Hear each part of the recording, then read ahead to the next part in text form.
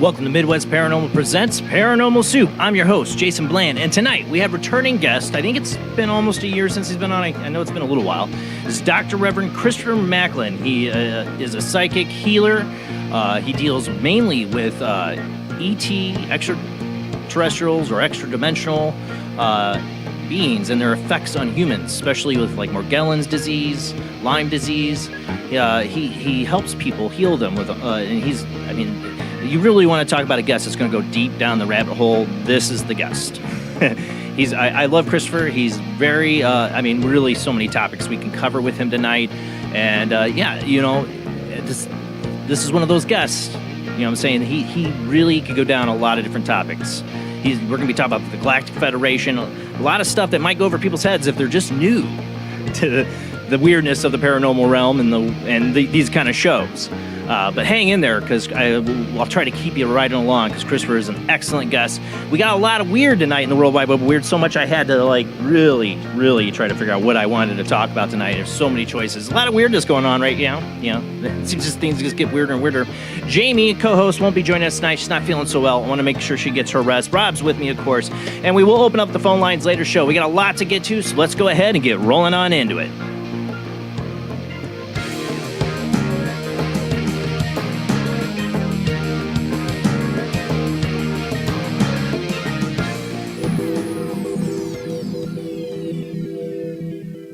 Welcome to another night of Paranormal Soup. As I said before, I'm your host, Jason Bland. Tonight's guest, Christopher Macklin, will join us after the World Wide Web Weird, after our first commercial break. And as I said, Jamie D will not be joining us tonight. I want her to get her rest. She's got a messed up back. I know how that is. What was it? 2 weeks ago, we didn't have a show last night, but 2 weeks ago I was bending over my mixing board trying to fix a stupid issue I was having. I ended up pulling something in my back, and I'm still feeling it. 2 weeks later. I'm getting old. I need to get more exercise, right?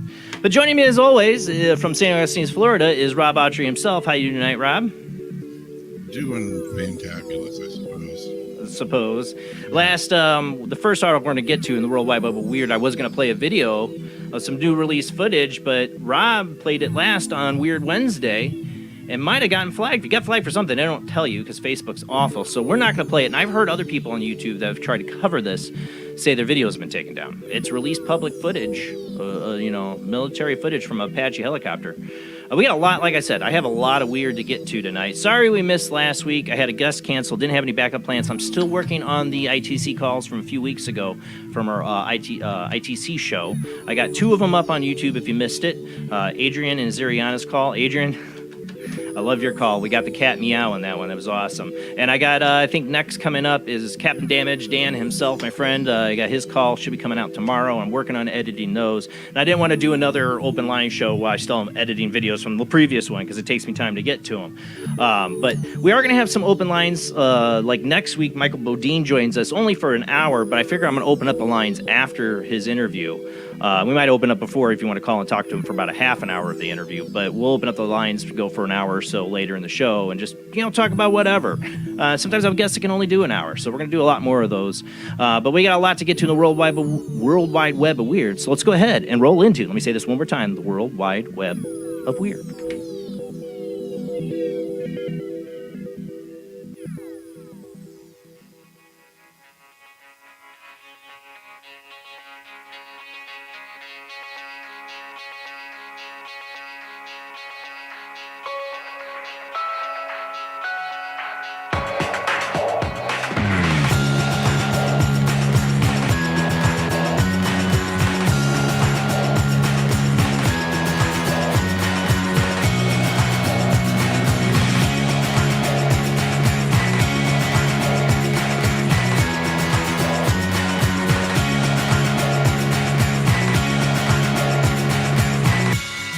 Tonight, I thought I'd start out with this. Going around everywhere in the UFO community is the newest UAP, 3 UAPs filmed from a U.S. Army helicopter. We were going to show the footage, but like I said, last Wednesday, on Weird Wednesday of Jamie and Rob, they played it, and we're not sure, because, Facebook's awful. They just say, 30 seconds of your video. We had to take your whole video down for it, and they don't tell you what part. But we think it was this. It's the only thing it could have been. So I'm not going to play the video. I don't want this show to get taken down. But you can find it. I know it's on. I've heard people saying it's being taken down a lot, but I know you can find it. I got this article from Unexplained Mysteries. You can get a link there. But yes, U.S. Army helicopter, 3 UAPs have been released. For those listening on the Paranormal Soup radio network, we are a webcast. We do stream out live to Facebook, YouTube, and even Twitch, if anybody watches on there. I don't think so. So don't play this video. But I will talk about it in a minute. Let's see. The sighting, which occurred on November 6, 2018, was captured on a camera by the pilots of a U.S. Army AH-64 Apache attack helicopter during a training flight in Arizona. Story comes courtesy of the debrief, which interviewed several individuals, including a former custom and border agent, who confirmed that it isn't just the U.S. Navy pilots who have been encountering unidentified aerial phenomena over the U.S. airspace. Really? You don't think? Yeah, I'm sure there's all branches of the military have some kind of encounters. The 3 objects in the video, which can be viewed on Unexplained Mysteries here, were moving at high speed in a roughly triangular formation while seemingly rotating around one another as they headed eastward. The debrief spoke to former U.S. Air Force F-16 fighter pilot Chris Leto, who confirmed that the objects in the video were without a doubt anomalous.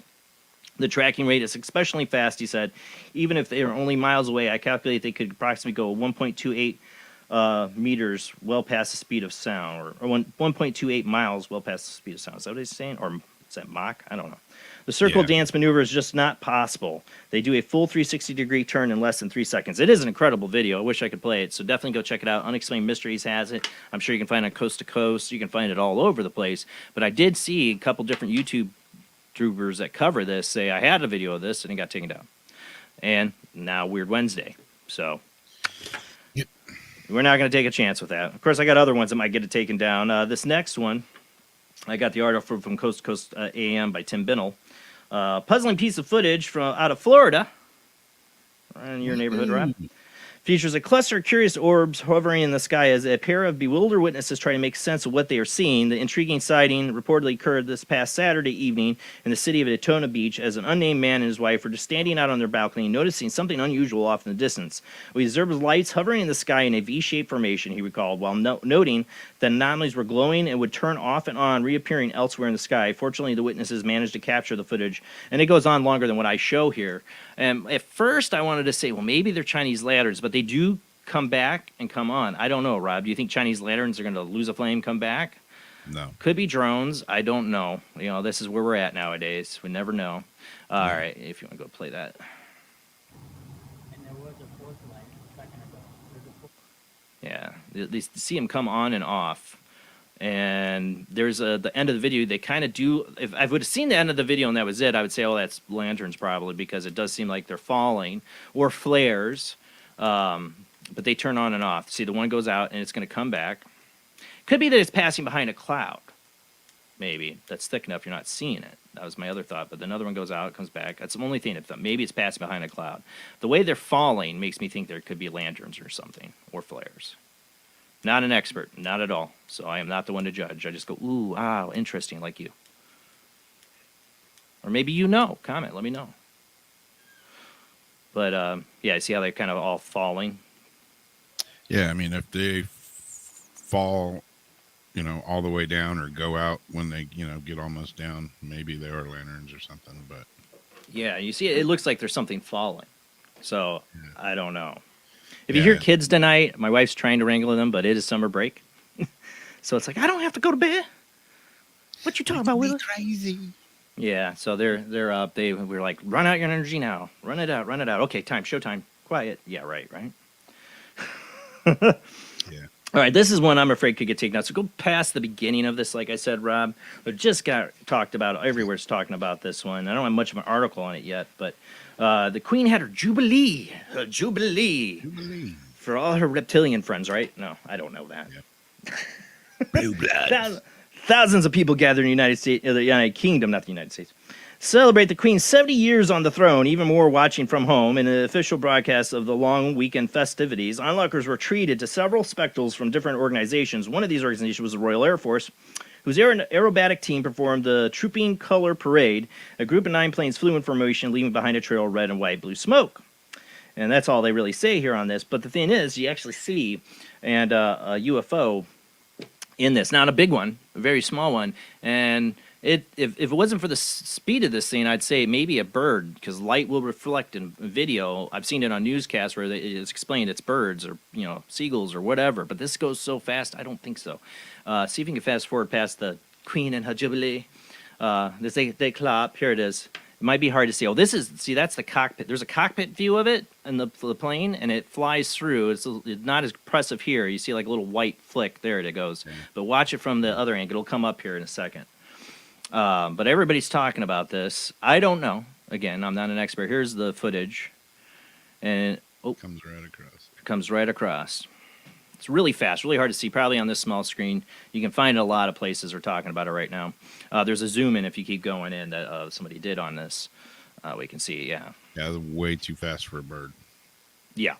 Even if it's a weird perspective, it's just way too fast for a bird. I don't think a drone ended up looking like that flying through there. And it's controlled airspace. I mean, it's really controlled airspace. Yeah. So I don't know what this is or what's going on. You almost see in the video, and don't go show it, but the little prince, I don't remember. I don't keep up the royal family. I could care. Who cares about lizard people? The little prince there goes, is that a UFO? I swear to God, if the bad lip reading people, I'm doing the bad lip reading with the little kid going, is that a UFO? Yeah, I don't know. There's some other video footage too. Somebody got near the place of another thing. So maybe they are reptilians. I don't know. Maybe that's a UFO. No, I don't know.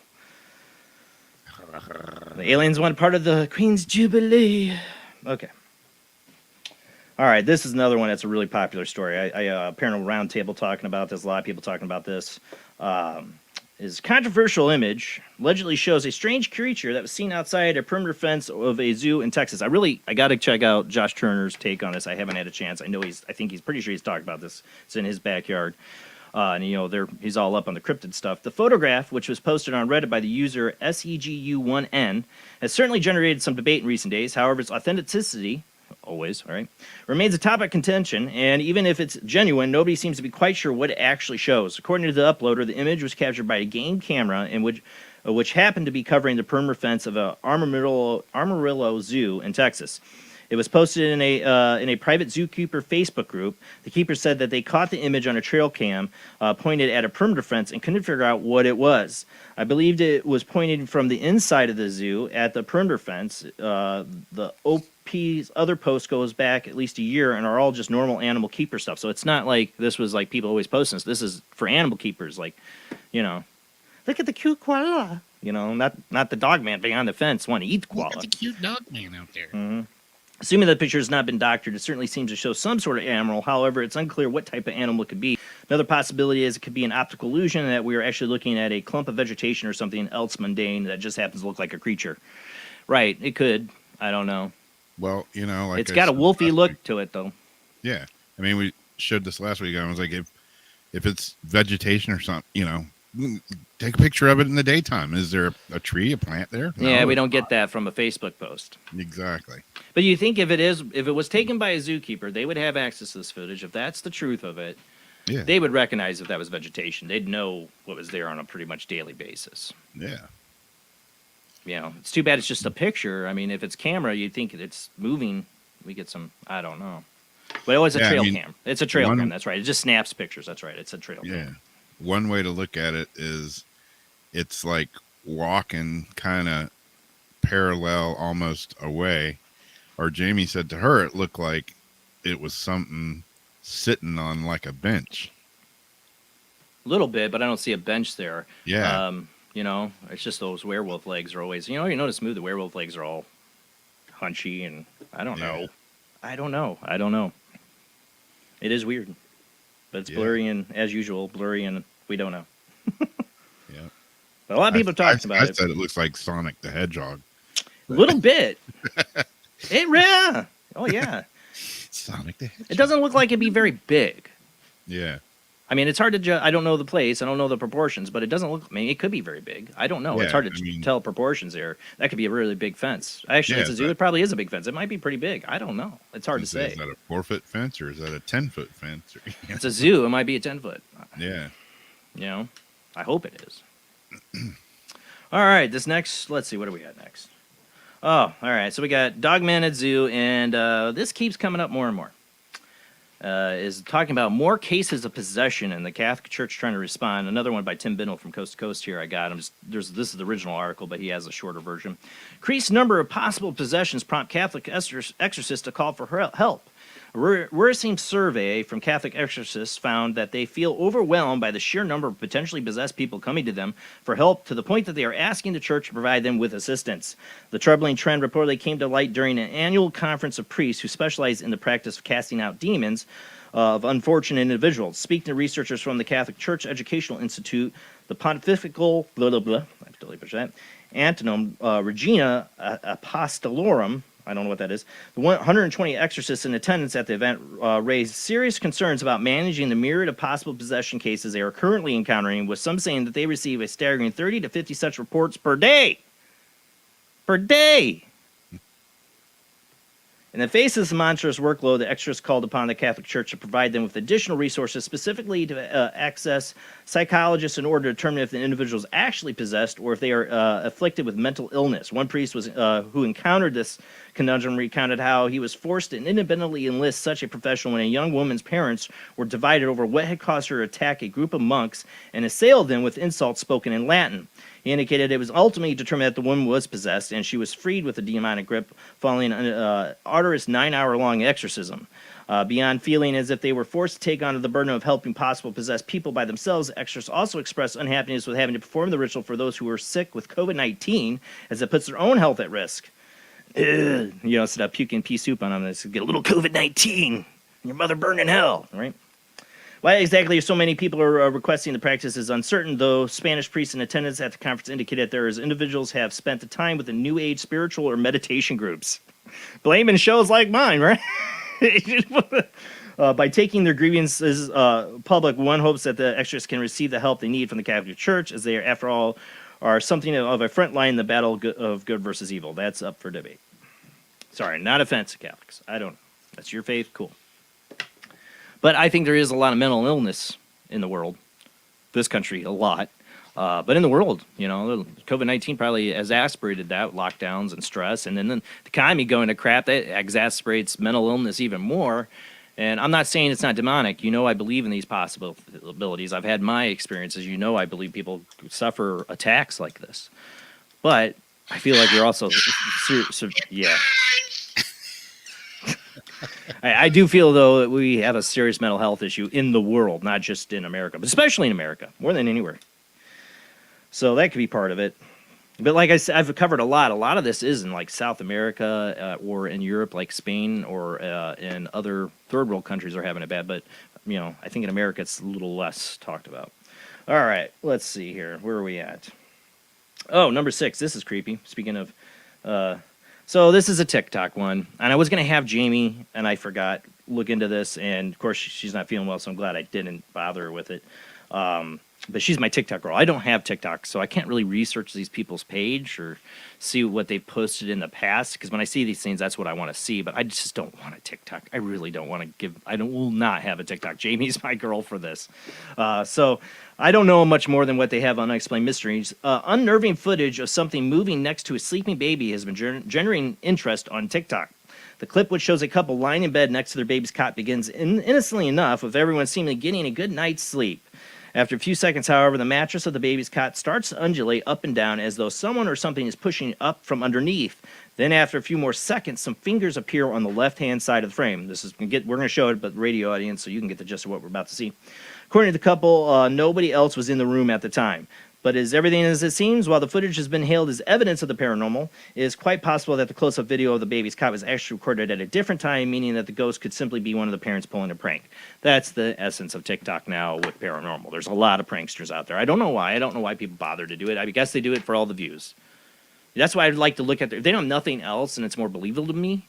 If they've never posted any paranormal ghost footage of any kind, and this is the first time they've done it, and they've just posted cute baby pics and some funny stuff, okay. But I don't know. I needed Jamie for that, and I forgot to ask her. So, all right, go ahead and play this. I have my theories. It's definitely fingers. At first, I thought, well, maybe it's a cat in the house. It's like pawing at it, 'cause, cats can be so silly, but it is fingers. I zoom in, you'll see. It's going to be hard to see on this little screen, and Rob has trouble doing it. Like I said, Unexplained Mysteries can see it, but I do zoom in on it. I don't know if you can zoom in, because it's going to be really hard to see for them probably here. There's a one video of the room and then the baby, and it's on the left-hand side. You're going to see the cot move up and down a little bit. Let me see if I can zoom in on it myself, or at least make it a full screen here. Yeah, see, there it is right there. It's on the left-hand side. I do a zoom in of it. It's definitely fingers. I thought, well, maybe it's cat paws. No, it's definitely fingers. So is this shenanigans? I can't tell you. This is the essence of TikTok videos now. It'd be interesting if it's real. If you see where the baby's cot is, if this was a simultaneous video, nobody could fit behind it. But like I said, it could have filmed it separately. So there, I zoomed in. That's definitely fingers. Solid human fingers. Are they ghost fingers, or the shenanigans, or is there a creepy guy laying under their baby's cot? This is what I have to say about it. Why I would also want to follow up is any parent, me included, if I saw that on a baby cam footage, I'd be gone. I love the paranormal. I'm all into it. But when it comes to my kids, I'm out. I'm out. I'm not going to let my baby sleep in the house. I'm like out that day. My wife would be out that day. So are they still sleeping there and letting the baby sleep there? I wouldn't be able to sleep at night. Would you? I don't know. That it looked like human fingers, it's human creepy fingers. Man under the bed, or shenanigans. Yeah, I would. My gut tells me shenanigans. I can't know. I don't know. It's TikTok. But like I said, I maybe later on I get Jamie to look at it. She's watching. I check it out, Jamie. But I don't know. I won't get TikTok to check these things out. There are a lot of interesting videos, but I would say 99.9% of them are pranksters crap. And this probably could be it. I don't know. But I had to cover it. It's viral. People are talking about it. All right, let's go to the last one. Again, I got another one by Tim Binnell here. He summarizes an article from, let me go, the original article was Georgia State researchers find CRISPR Cas9 gene editing approach can alter the social behavior of animals. Very benign title there. This is Tim Biddle's take on it. His title: Gene editing experiment accidentally creates ultra aggressive hamsters. And he's got a little hamster. They got a little hamster there. I love coast to coast. They got a little hamster there punching the punching bag. So this is Tim Biddle's summary of the lot longer article. And this does concern me. I'm along with Tim on this. And what sounds like an opening scene to a midnight horror movie, scientists conducting a gene editing experiment on hamsters wound up transforming the normally docile little creatures. You know, I had a hamster bite me. They're not as docile as you think. Yeah. Into an ultra-aggressive monster. Yeah, that's what it says. The unsettling study was reportedly conducted by Georgia State University researchers who were working with the controversial CRISPR gene editing technology to examine how biology affects social behavior. Specifically, they tweaked the genetic makeup of hamsters so that the diminutive animals lost the function of hormone receptor responsible for regulating pheromones or phenomenon ranging from pair bonding, cooperation, social communication to dominance and aggression. Theorizing that the adjustment result in the hamsters experiencing a reduction in both aggression and social communication led researcher H.E. Elliott Abers marveled that, to the scientists' profound surprise, the opposite happened. To the end, the creatures that had their genetic makeup altered began chasing, biting, and pinning down their counterparts in a highly aggressive manner that went well beyond their normal behavior. The results of the study has given researchers pause when it comes to our understanding of how biology impacts social behavior and will no doubt inspire additional experiments. Oh, that's great. That will hope can be continued to be a well-secured lab to keep the ultra-aggressive hamsters from making a break for it. I am for science. I am for exploration, but I really feel we're approaching, technology-wise, when it comes to genes, gene editing, messing with animals' genetics or human genetics or viral genetics, it's going to get really dangerous. Yeah. Really dangerous fast. I mean, do you want, zombie hamsters coming to attack you? I mean, rabid hamsters? No, it could be worse than that. I don't know. I just think we're playing with fire and we need to slow down. A lot of times scientists want to do stuff just to see if they can. And that's a dangerous thing. I'm not against science, but we got to be more cautious. Want to be God, Want to be right. God. Right. Things you just don't mess with. I mean, they're even saying that the whole monkeypox scene and that the Wuhan lab already was working on and that's not great news. I mean, I don't know. I fear for the future. I mean, gene editing in a sense of too what we're going to do with humans, because China wants to create a super soldier. They are totally in deep on the gene editing, and so we are too. But they are openly admitted it. So. That's in for the World Wide Web. Yeah, go ahead. What I want to know is, where did they find those tiny little boxing gloves for that? I know. I love this picture. I had to use this. I didn't. So I love, Tim Biddle takes that original article and turns it into, crazed, angry hamsters. But I think it's awesome. Great job, Tim. Okay. All right, that's it for the World Wide Web of Weird. Tonight's guest, Christopher Macklin, will be joining us after this commercial break. And we're going to talk about, he's got a book out, History, Truth, and Healing. We're going to talk about the Melchizedek Soul that he is, ETs, dark ETs, Morgellons disease, Lyme disease that he's helped cure people or eliminate. I don't know if you can use that word. We got a lot to talk about with Christopher. Last time we didn't have enough time. I don't know how long we'll have him tonight, but we will open up the phone lines at some point so you can call in and ask him questions. Hopefully I got my phone line fixed tonight.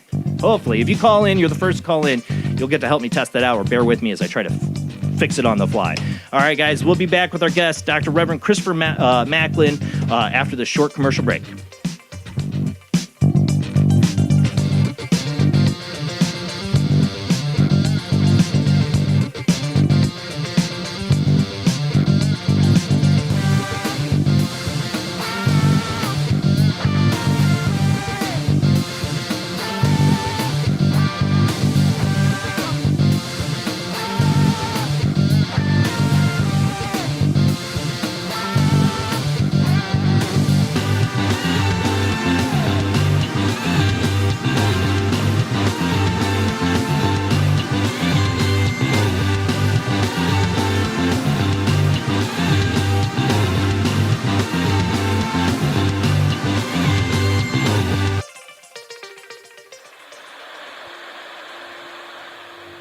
Join us every Wednesday night at midnight Eastern Standard Time for Weird Wednesday, the live stream, with your hosts Jamie, the Living Dead Girl, and Rob, the Phantom, where we'll talk about all things paranormal, including zodiac, astrology, tarot card and oracle card readings, live ghost boxing and spirit communication, where we'll do Voices from Beyond, the Cold Case Files.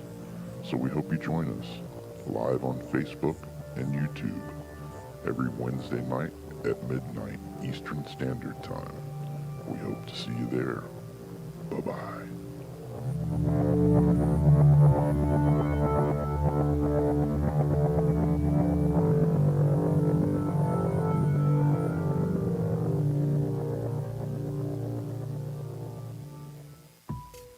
Since 1948, Fate magazine has brought you reports of the strange and unknown, all of them true.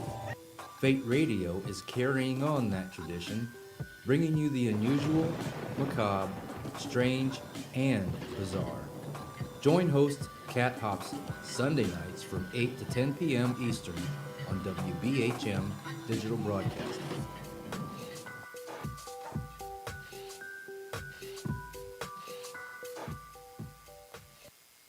Of the second kind, physical evidence of a UFO. Close encounters of the third kind, contact. From Steven Spielberg, the director of Jaws, comes one of the most ambitious and unusual films ever made. And what you will see has never been seen before. It's a cosmic mystery crossing what many scientists believe will be the next threshold of human experience. It is called Close Encounters of the Third Kind. It begins in an Indiana town and leads to one inescapable conclusion. We are not alone.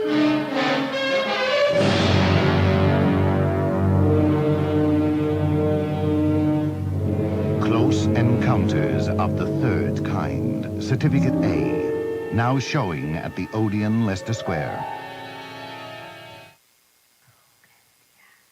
The international chart-topping, haunted horror of Haverfordwest has been described as terrifyingly real, a must-read, shocking and chilling brilliance, genuinely worrying, utterly frightening. Don't read before bed. Described as one of the spookiest writers out there, best-selling author G.L. Davies presents Haunted Horror of Haverfordwest. The true paranormal account that is shocking the world. Dare you enter? Dare you read? Haunted Horror of Haverfordwest is available on Amazon, Barnes & Noble, Kindle, and wherever books are sold. Pray you never have to live there. This is the sound of a space clock aboard a U.S. satellite 180 miles above the Earth. No one winds up this timepiece. It's powered by a tiny battery, a battery that delivers power for years without replacement. Now the same type of battery, the Duracell battery, can bring new reliability and long life to your battery-operated equipment. Radios, cameras, toys, all run far longer. Duracell batteries, the long-distance power cells, outlast any ordinary battery. The same type of battery that keeps space clocks running for years can bring long life to anything powered by batteries. Dura, as in durable. Cell, as in power cell. The Duracell battery, made by Mallory.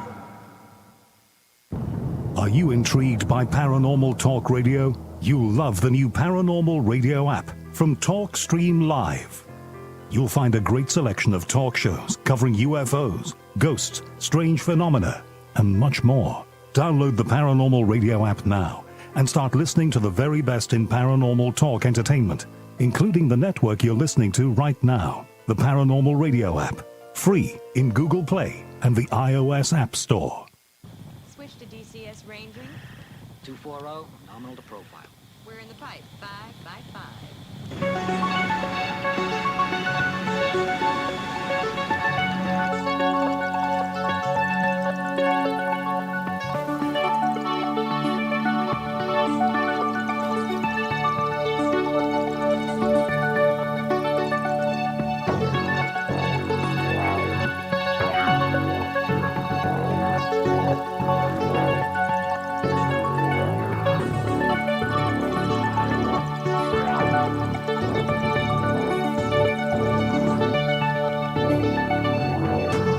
Tonight on Paranormal Soup, we have returning guest Dr. Reverend Christopher Macklin.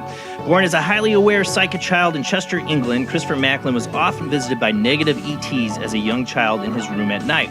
His screams brought his parents to his side, but not believing him. They felt that Christopher was only experiencing nightmares. He was able to perceive energy fields, spirit activity, and multidimensional phenomena from a very young age. This left Christopher to learn early on how to deal with the presence of negative ETs in his life. He began to use his psychic abilities and the power inherent in the Melchizedek Soul, I probably butchered that, to understand why they were visiting him, how to remove them from the planet, and how to heal the manipulations and violations that he eventually understood they were inflicting on the unsuspecting humanity. These early experiences would form the basis of Christopher's life work. Today, Christopher specializes in healing abductees and others who have suffered related negative ET trauma. He assists in people removing negative ET presences from their lives, clearing homes and land, and closing multidimensional portals. He also works tirelessly with the Illuminati Fallout children who have been mind-controlled and physically tortured by ET-influenced governmental agencies and institutions. Like I said, this is going to go deep down the rabbit hole here. In addition, he works very closely with the Pleiadians, Arcturians to help heal and rebalance humanity. His new book, History, Truth, and Healing, addresses the negative ET presences and how they affected humanity. This is a subject we've talked about with different guests, their different takes. Christopher's one of the most he really doesn't hold back. Just be prepared. Christopher does not hold back, doesn't mince words. He knows what he knows. He's seen what he sees. He has his experiences, and he's helping people. And I had people ask me to bring him back on the show after I had him on last time. We definitely didn't have enough time to talk to him. So it's an honor to have him back. Let's go ahead and get to our guest.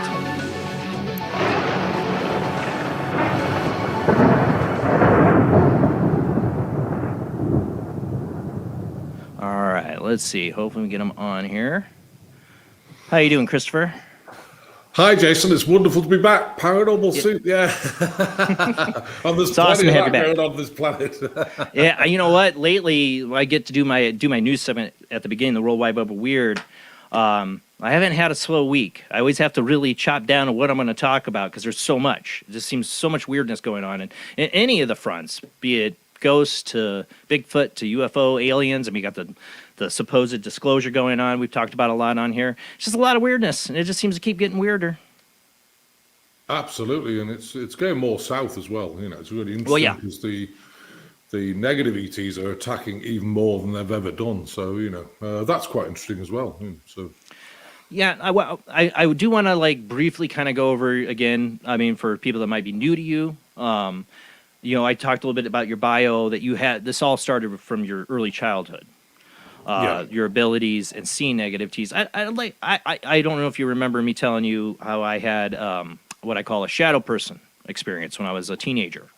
It physically attacked me, and I never liked to call it a demon. I always felt I would tell people I feel like it was alien, interdimensional. I don't know. I hate to quantify it, but I believe people all the time are dealing with negative entities of any, you want to call them demonic, you want to call them ETs, tomato, I don't know, but I do believe people, many people are being affected all the time with these kind of attacks and have no one to turn to or talk to. And that's one of the reasons why I do this show. And you try to help people. Can you talk a little bit about those first early experiences, what you were dealing with as a child?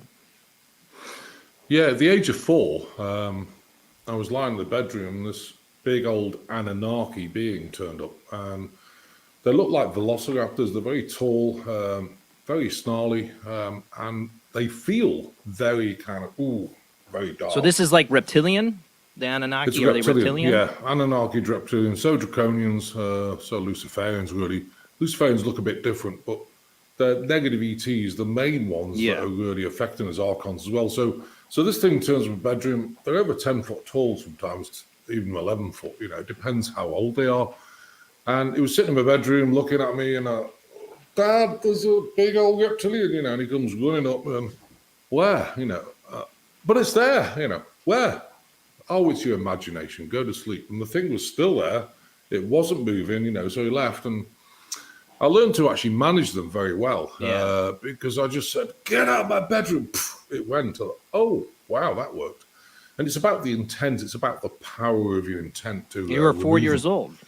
4 years old, but my soul's pretty evolved. I also saw craft in the sky, so go outside wow, there's a flying saucer thing going overhead, and of course, oh, it's your imagination, there's nothing there, well, they are, but some people have gifts to see through the veil, some people don't.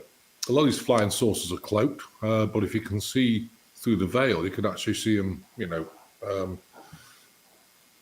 real. Yeah, the one real I've only life. seen one. I've only seen one that I was for sure was definitely I would say extraterrestrial in the sense that I don't think our government could make it.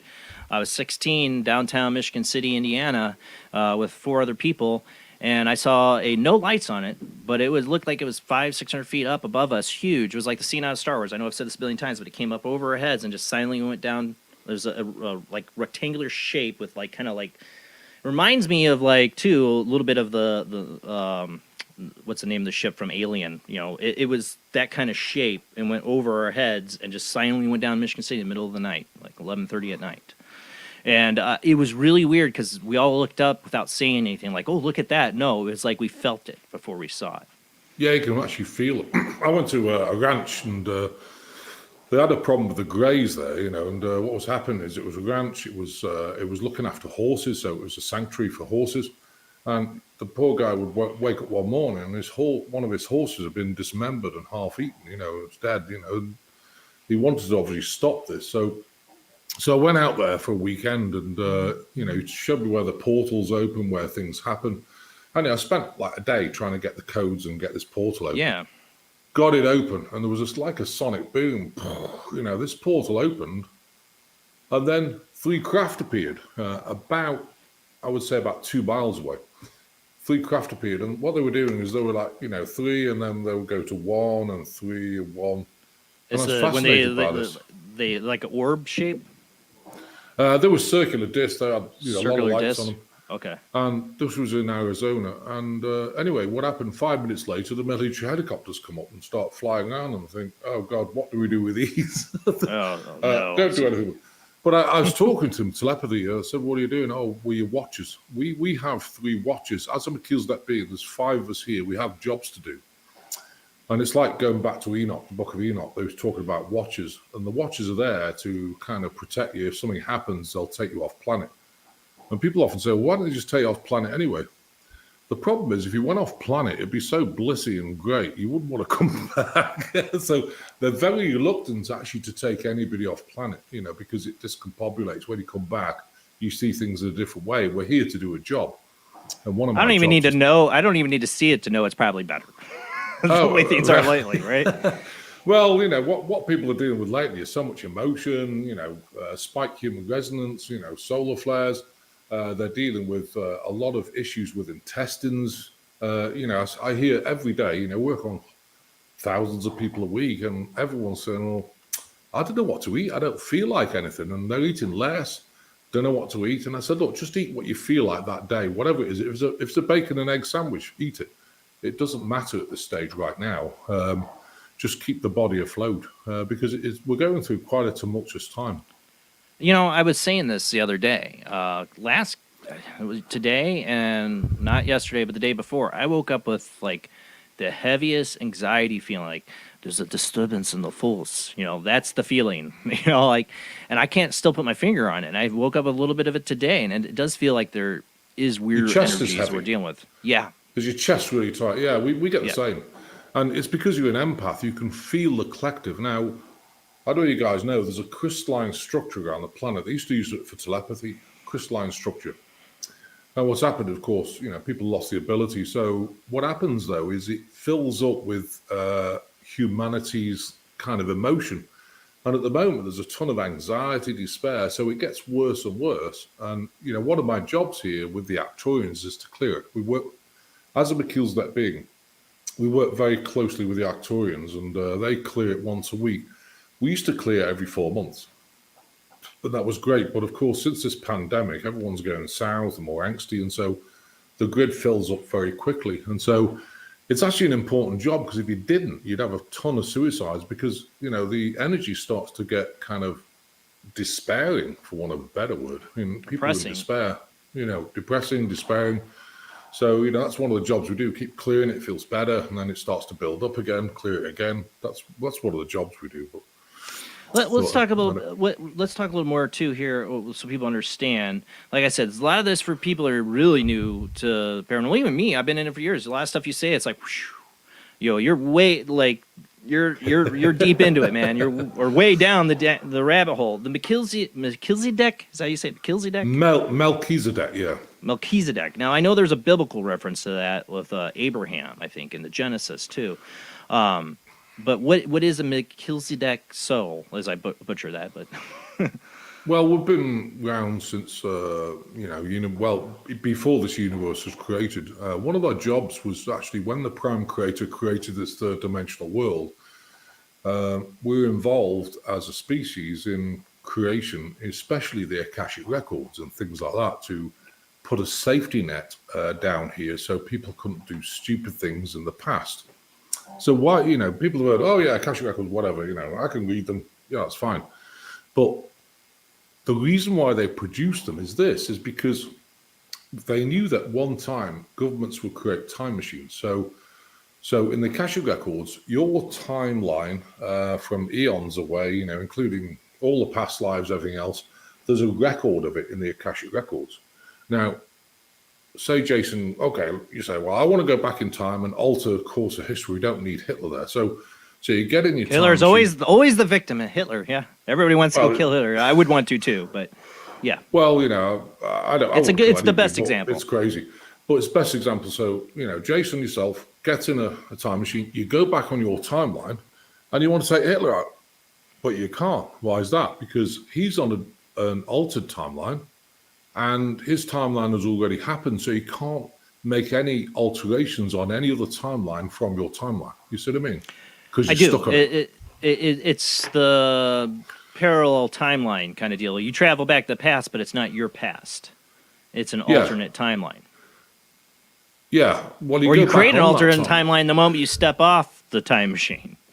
Yeah, exactly. So basically, it stops people from changing the time-space continuum. You alter one thing on somebody else's timeline, and the whole history is destroyed, and it would alter the frequencies, everything else. So that's a safety net to stop people altering timelines. But obviously, in future timelines, you're sitting there now and you say, okay, future timelines, it's infinity. You can say, well, I'm done with Paranormal Soup. I'm going to be a chef, or I'm going to be a hairdresser, or I'm going to rob a bank, go to jail. You could do anything you like, or you can go on God's timeline. It's up to you, infinite timelines, but the past has happened, and that's like locked. That is your record of your timeline. So, right. So, it was important, and we created that. But that's why one of the protocols I have is actually two Melchizedek down here can actually split your now future timeline. I remember you talking about this last time. Two, yeah. So, that's one of the things about the protocol we have to strip stuff out the body, so manufactured diseases. You basically take that person, their body, and flip them to the timeline where they don't have it. Is that the essence of it? Well, you split the timeline too. They start to evolve on a timeline complete wellness, where all the stuff is out the body, any vaccine instruments, any nanotech, Brilli Lyme, HIV AIDS, Agent Orange, Morgellons, it's all eradicated on that timeline. On the other timeline, all the particles and everything else is on a timeline to the sun. And people say, well, why do you have to go to all that bother? The thing is about these nanoparticles is they can actually quantum jump. They can switch time and space. And we used to use a different technique. I call it space-time continuum or tachyon energy. It's very electrostatic, and it breaks down the molecular structure of these particles to benign for the body, which is great if they're there, but if they actually switch time and space and they've become more evolved, they're not there. So you're frying, that would be nothing. And then, of course, when you're finished, they just come back, so they're hiding. So how do we get over that? Well, every particle, everything has got an Akashic record. So if the particles try and jump in time space, when they come back, they're locked on that timeline to the sun. They can't get off it. It's really interesting, It took me a while to find the solution, but by goodness, it works, Well, with particles, there's a lot. When you get down to the quantum level and the nano level, there you're talking more than the grains of sand. It's a lot of particles. Oh yeah, so it seemed difficult. Oh yeah, I think the other thing about Morgellons particles, which is in these vaccines, they're made of, well, people think, the scientists think they're made of graphene oxide, but if you look about 3-4 molecules down, they've got binding of like beryllia, which is a spirochete lime. They've bound nylon 3633. They've bound silicate. So, and these things grow in your body. So how the heck does nylon grow in your body? I mean, come on. Morgellons is fascinating and scary.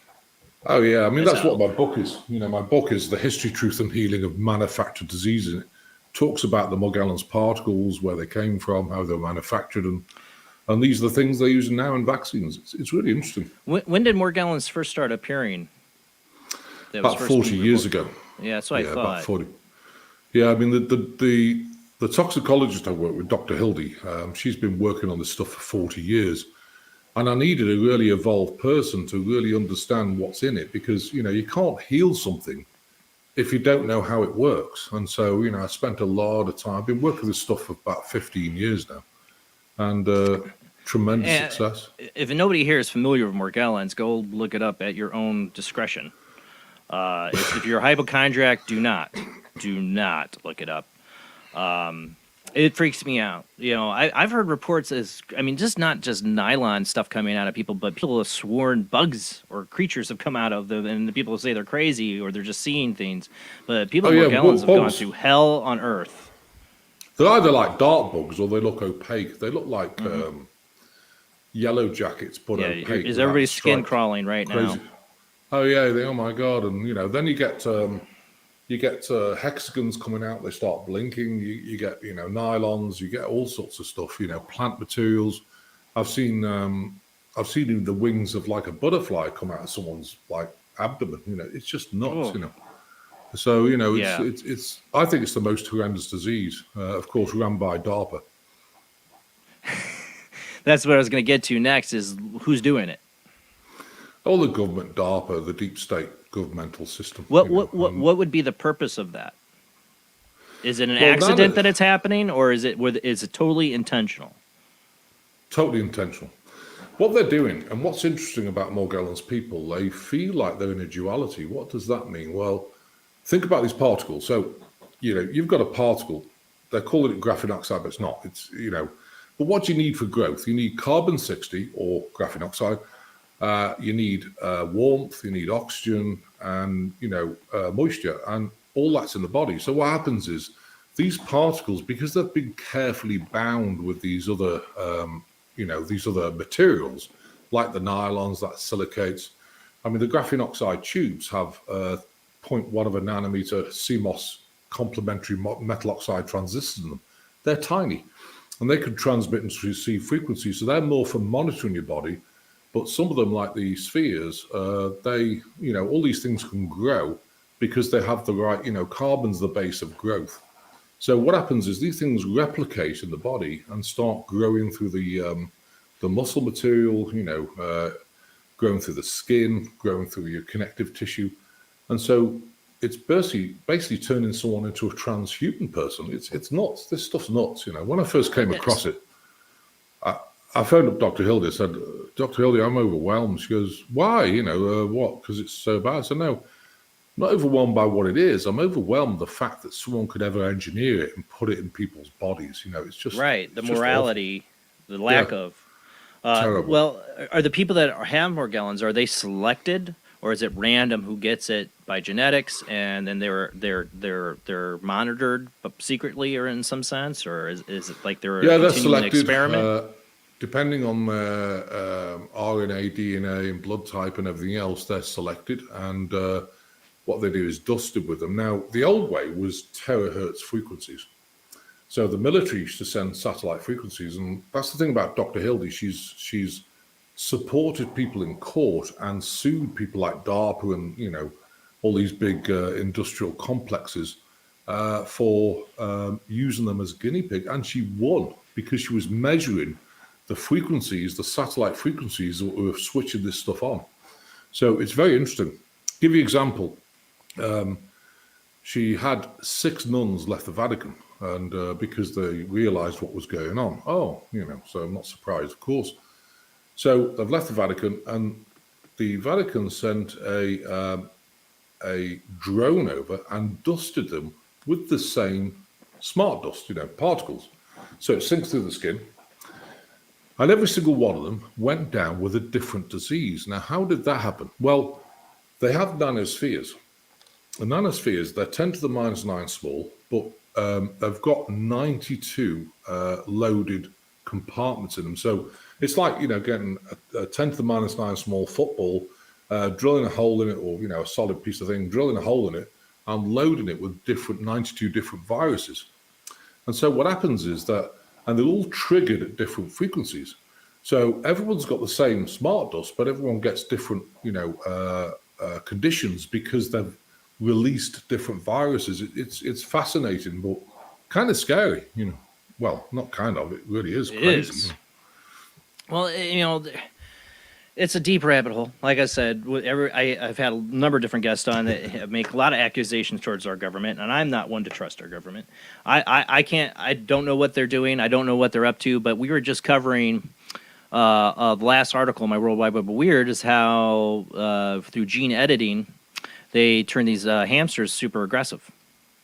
I picture in my mind like the hamsters, like they say they're pinning down the other hamsters, like them just totally like out of a horror movie, like, oh my god, what is it doing? Blood splattering on it. I don't know if it's that bad, but the fact is we took a biological entity, we altered its genes and made it hyper aggressive, and their intent wasn't that. The road to hell is paved with what? Good intentions, right?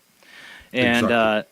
And so many things. It's just like I'm all for science. I'm all for discovery and advancing, progress forward.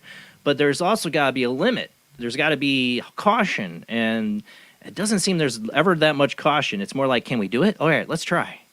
Let's see. Exactly. We're going to do it anyway. Gain of function. It's supposed to be banned worldwide, and that's still no. It wasn't. Yeah, exactly. So just change the wording. We're good to go.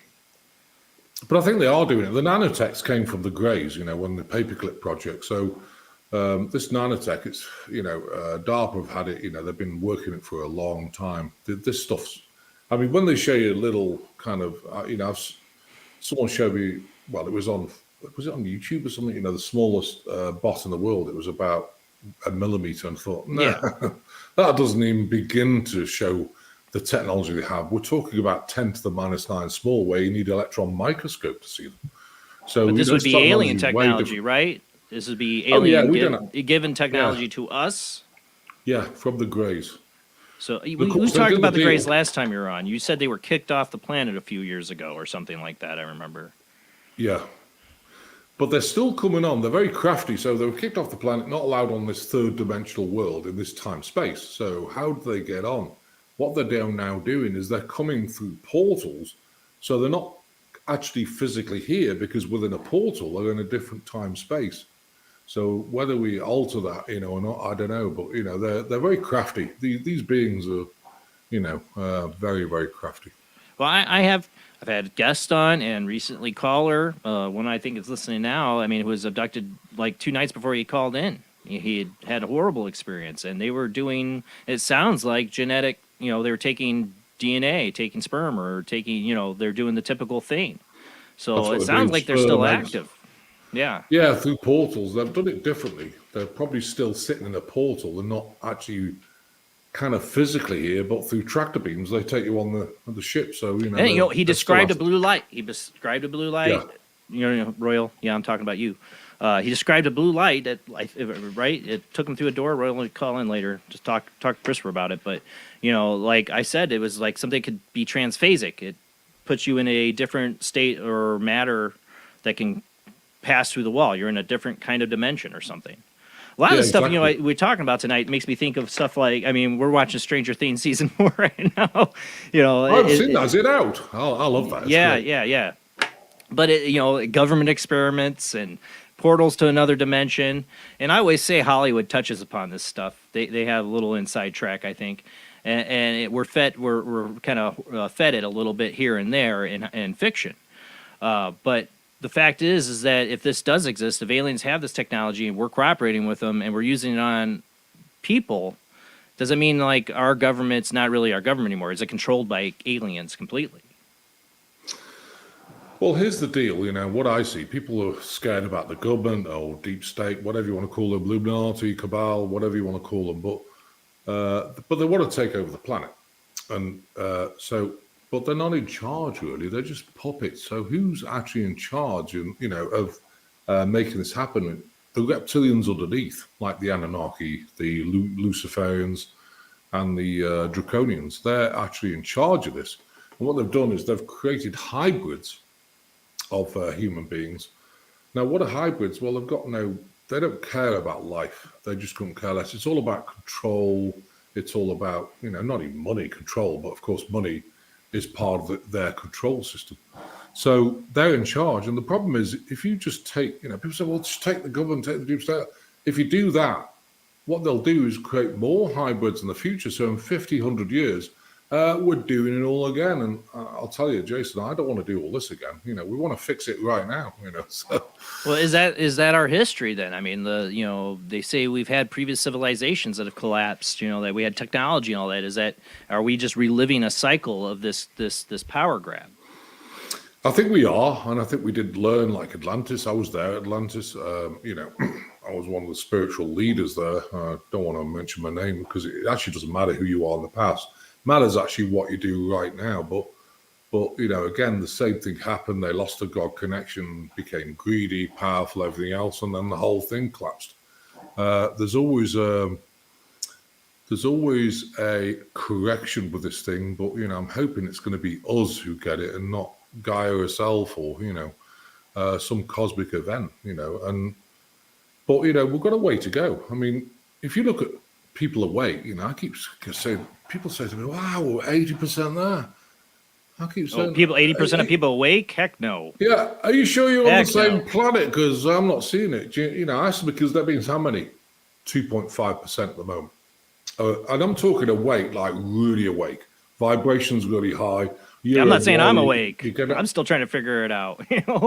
Well, it's the whole thing's just crazy, and it's a hard place to be. I talk to Starseeds every day, and I say, oh God, I think God dropped me off at the wrong planet. I know that feeling.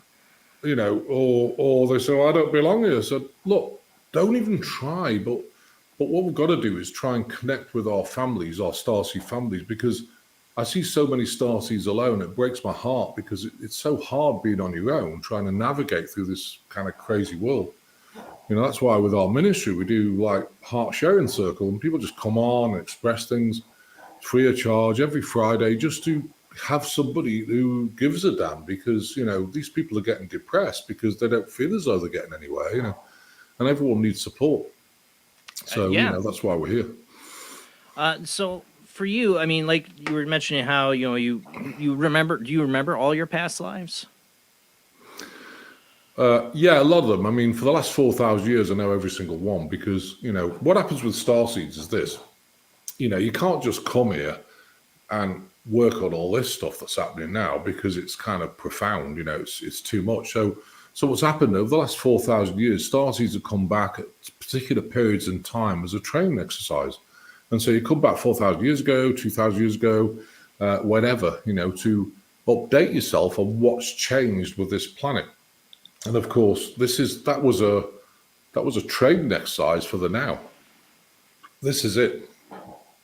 Well, I mean, I always say, I get down on our time and era, but I mean, we can go back, look at the past, and humans have been pretty brutal and awful forever.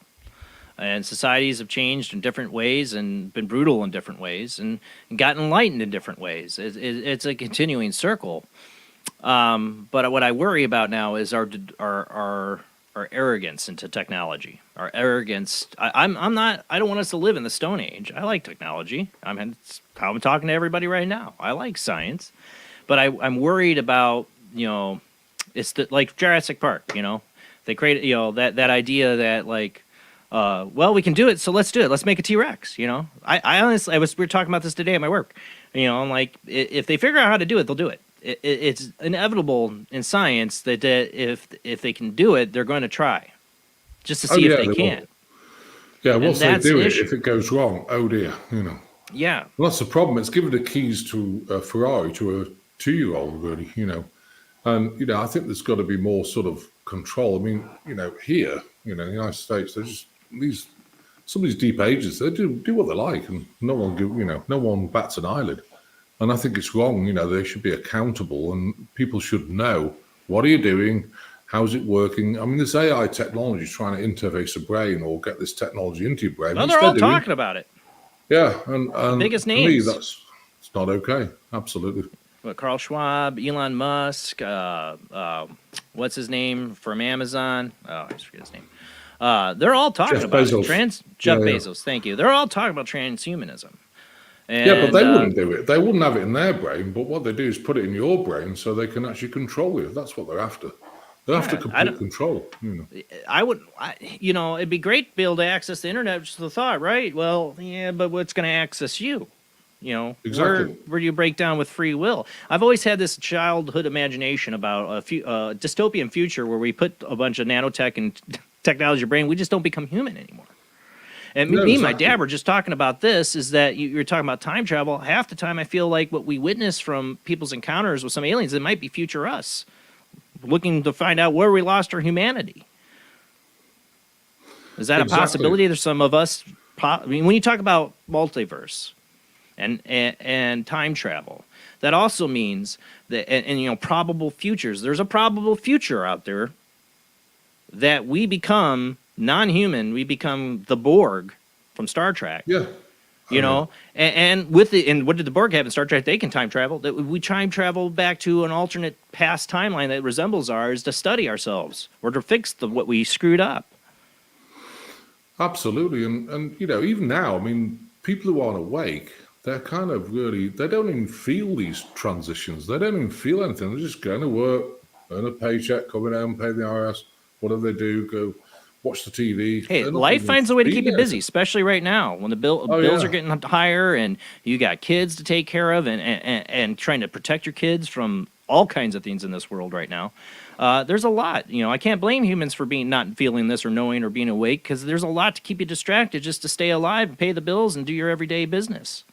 Well, some people don't even want to stay awake. I mean, I spoke to my father last weekend, and he goes, "Well, we've got a bigger problem now because we don't agree eye to eye with anything, But he's very narcissistic, passive aggressive. He's crabby old shit, basically. But I spoke to him. He said, "Well, we've got a bigger problem now." I said, "What's that, Dad?" He goes, "Global warming." I thought, "Oh, okay." I said, "Well, what's causing it?" He goes, "Well, the cows passing wind." Oh God. I said, "Oh." So what you're saying is cows farting is creating global warming? He goes, "Yeah, that's it. The BBC told me." Oh, okay. How's the weather over in England? I just don't listen. It's just nuts. And, Yeah. I definitely think something's going on with weather, and I definitely think humans are awful to the planet and polluting all the time, but I don't think we have all the answers, and it's a lot of times used as an agenda or a way to control, I want to get to the truth, and I definitely think we should be paying attention to what's going on with how we're treating our environment. I'm not going to at all say we're definitely not treating it well. I mean, there's the smog and pollution created in this country, but look at other countries, third world countries, where we want all this stuff that we want. All this cheap product comes from China, India. They don't have the EPA. That's why that stuff's produced over there. They can pollute all they want, and they're doing it more and more.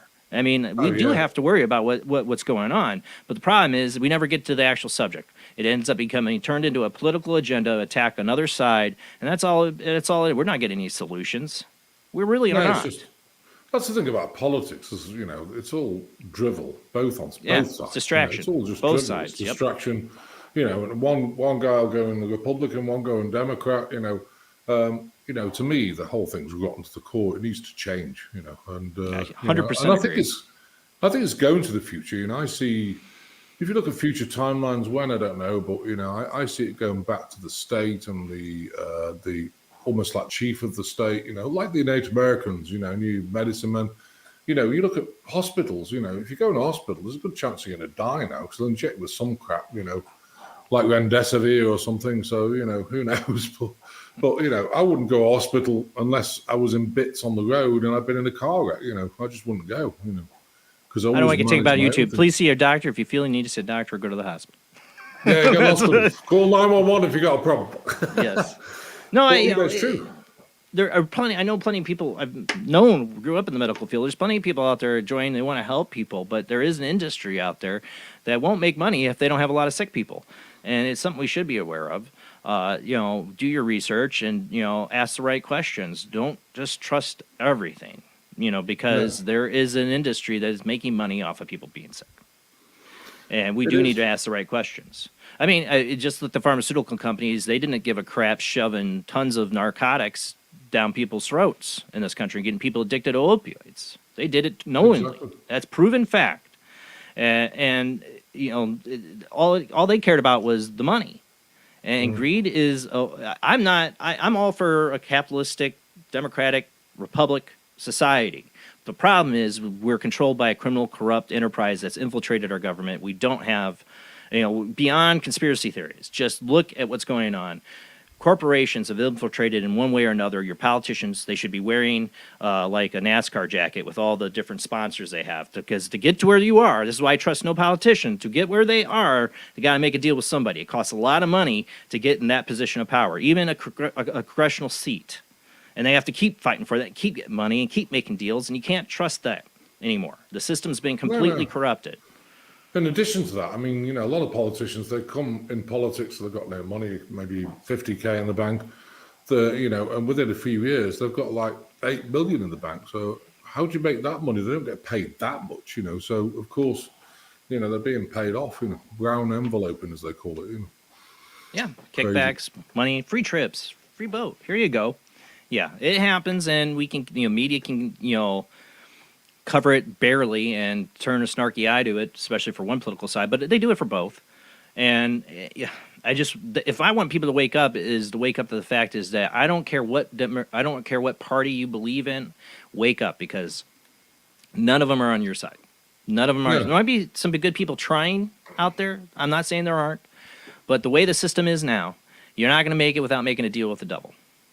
No. And the same with Hollywood. Exactly the same. And then the same, religion's kind of different, again, I'm not into religion. I just believe in one God, many paths. But, you look I love your Buddha poster in the background. Oh, you like it? It's good, isn't it, actually? God, I love that. Isn't it brilliant? Yeah, we got that from somewhere. I'm not quite sure. I'll have to ask my wife. But I have a Tibetan, in my living room, I have a Tibetan Buddhist poster, and then I got Salvador Dali's Last Supper. Like, I'm not against religion. I'm against organized religion, and I want people just to explore the roots. Explore. If your religion's Christianity, go explore the roots of it as much as you can find out. If your religion, you've got to go really deep. You've got to go really deep. Yeah, you do. I'm going to take an example, like in Christianity, doing communion. So, okay, if you don't mind me giving this example, and I'm not picking on you guys if you're Christian. No, this is a good one. I know where you're probably going. Well, think about it. So, okay, so we're going to. So, you're doing the creed, we're going to drink the blood of Jesus, eat his flesh, because of the new covenant. Yeah, I always thought that was creepy. So, whatever. What's the new covenant? So, if you actually research this, it's all about sacrifice. It's all about sacrifice to God and everything else. And you step back, I thought God loved me unconditionally. So, why would he want me to sacrifice myself or anything else? Because it doesn't make sense, and it's tantamount to cannibalism. It's a satanic ritual. And, it's the same with, if you look at the Mayans, they used to cut people's hearts out and chop their heads off, or sacrifice some god, whatever. They've all got it wrong, in my opinion, because God loves you unconditionally. You don't have to be a doorwipe. You certainly don't have to sacrifice anything in your life. You just have to do God's work and, what do you call it? Service to others instead of service to self. That's what it's all about. Well, we have had Paul Anthony Wallace on. He's a Christian, but he's a Christian like me that believes that the Old Testament God is not the same as the New Testament God that Jesus is talking about. I mean, is Jesus offering up sacrificial goats? No. There's a lot of difference between the Old Testament and the New Testament. I feel like there's a lot we don't know about Jesus and what happened in that period of time because it's been hidden and changed and maybe altered, like the whole Last Supper. Changed. One of the things he did is when they took him off the cross, because I don't really know this, but the old some of the missing Gospels are talking about in Mary Magdalene. They took him off the cross because after 3 days, the the Romans believe you're actually dead. Souls left your bodies. Oh, well, we'll take his body. And of course, because that being, well, I shouldn't say that. I don't want to give anything away, but the being he was, he had the power to stay alive. And so, of course, they took him across and they went to France and they went to a place called Taro. I've heard of this, yeah. Yeah, you know this. And that's why him and actually Magdalene created the tarot cards. Because, they're a bit like strange. Well, they're energetic cards which help people do reading. So, they were the first people to produce tarot cards, the original Melchizedek or Magi tarot cards. So it's interesting. Yeah, and some people are like, it's blasphemy. I'm like, your belief and others, I can't tell you what's true or not. But it is, to me, it's fascinating. I look into it. I look at all possibilities. I don't know what's true or not. I do know I like what Jesus has to say in the New Testament quite a bit. And look, Jesus' teachings. I mean, all he ever said was, just love like Buddha people unconditionally, don't judge them. And how many Christian people will follow that teaching? Oh, that would be not many, but how many people follow that teaching anyway? I mean, I never judge people. My belief, and I want you guys to listen to this because it's really important. If you don't mind, is that not you guys, but the listeners. It's really important not to judge people. Like my father, he listens to the BBC, so whatever the BBC tell you, he listens to. Now, I sat with him one day and I was quite upset because I said, I'm not willing to be berated. I said, look, Dad, I want you to listen really carefully. What I believe is correct in my understanding of my research and everything else. And your belief, of what you think is correct in your understanding of where you've got your information from. So I said to him, who's right or wrong? He goes, well, I said, the answer is nobody's right or wrong. It's just your understanding is your truth. My understanding is my truth, and that's okay. No judgment, but, you've got to learn to not judge each other about it, Well, I think that's one of the worst crimes of social media. I've found lately people will be messaging me on Facebook. I might not answer them for a day or two because I just get more and more. I really don't go on there to promote this show. I'll check it in the morning, like for a few minutes, see if I got a message a lot of times, and then I leave it for the rest of the day.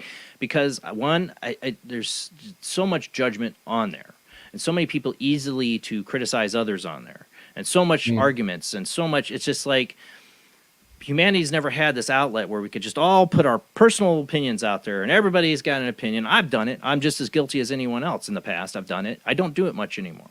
I really at all. Because you're not changing anybody's mind. Everybody comes from their own perspective, their own point of view, and you're not going to be the one to change it. Who are you? Who am I? If somebody asks me, sure, I'll give them my opinion. But nobody asks, so why do I need to keep posting it on my Facebook social feed? I'm done. I'm done posting my opinion. The other thing about social media is, it's cowardly to post horrible stuff because you don't have to show up for it because you're hiding behind some social media thing and computer at home. You can spew out what you want, but if you're in front of that person, you wouldn't say half the things. In fact, you wouldn't hardly say anything at all. Yeah. So, it's cowardly. So, it's really important, I think, to be loving on that. I mean, I don't, people post their Facebook, like, I went to the toilet, have a look, or, here's my dinner, here's my poop, I've done a detox. You got to be kidding, who's interested in that, and all the stuff they're posting nowadays. I mean, Facebook is mainly, to be honest, ads, so many ads come up that I'm not interested in it, I'm only on there because of the Global Enlightenment Project, the ministry, the same with YouTube. We got 2 strikes on YouTube for doing the healing, medical misinformation, and if we get one more, so we're not putting it up there till the 28th of July, but it's kind of sad. We're using Telegram and Rumble now, instead, because it's a safer platform. Yeah, I'd like to get on Rumble. I just can't afford to yet. It costs money. I do a 3-hour show.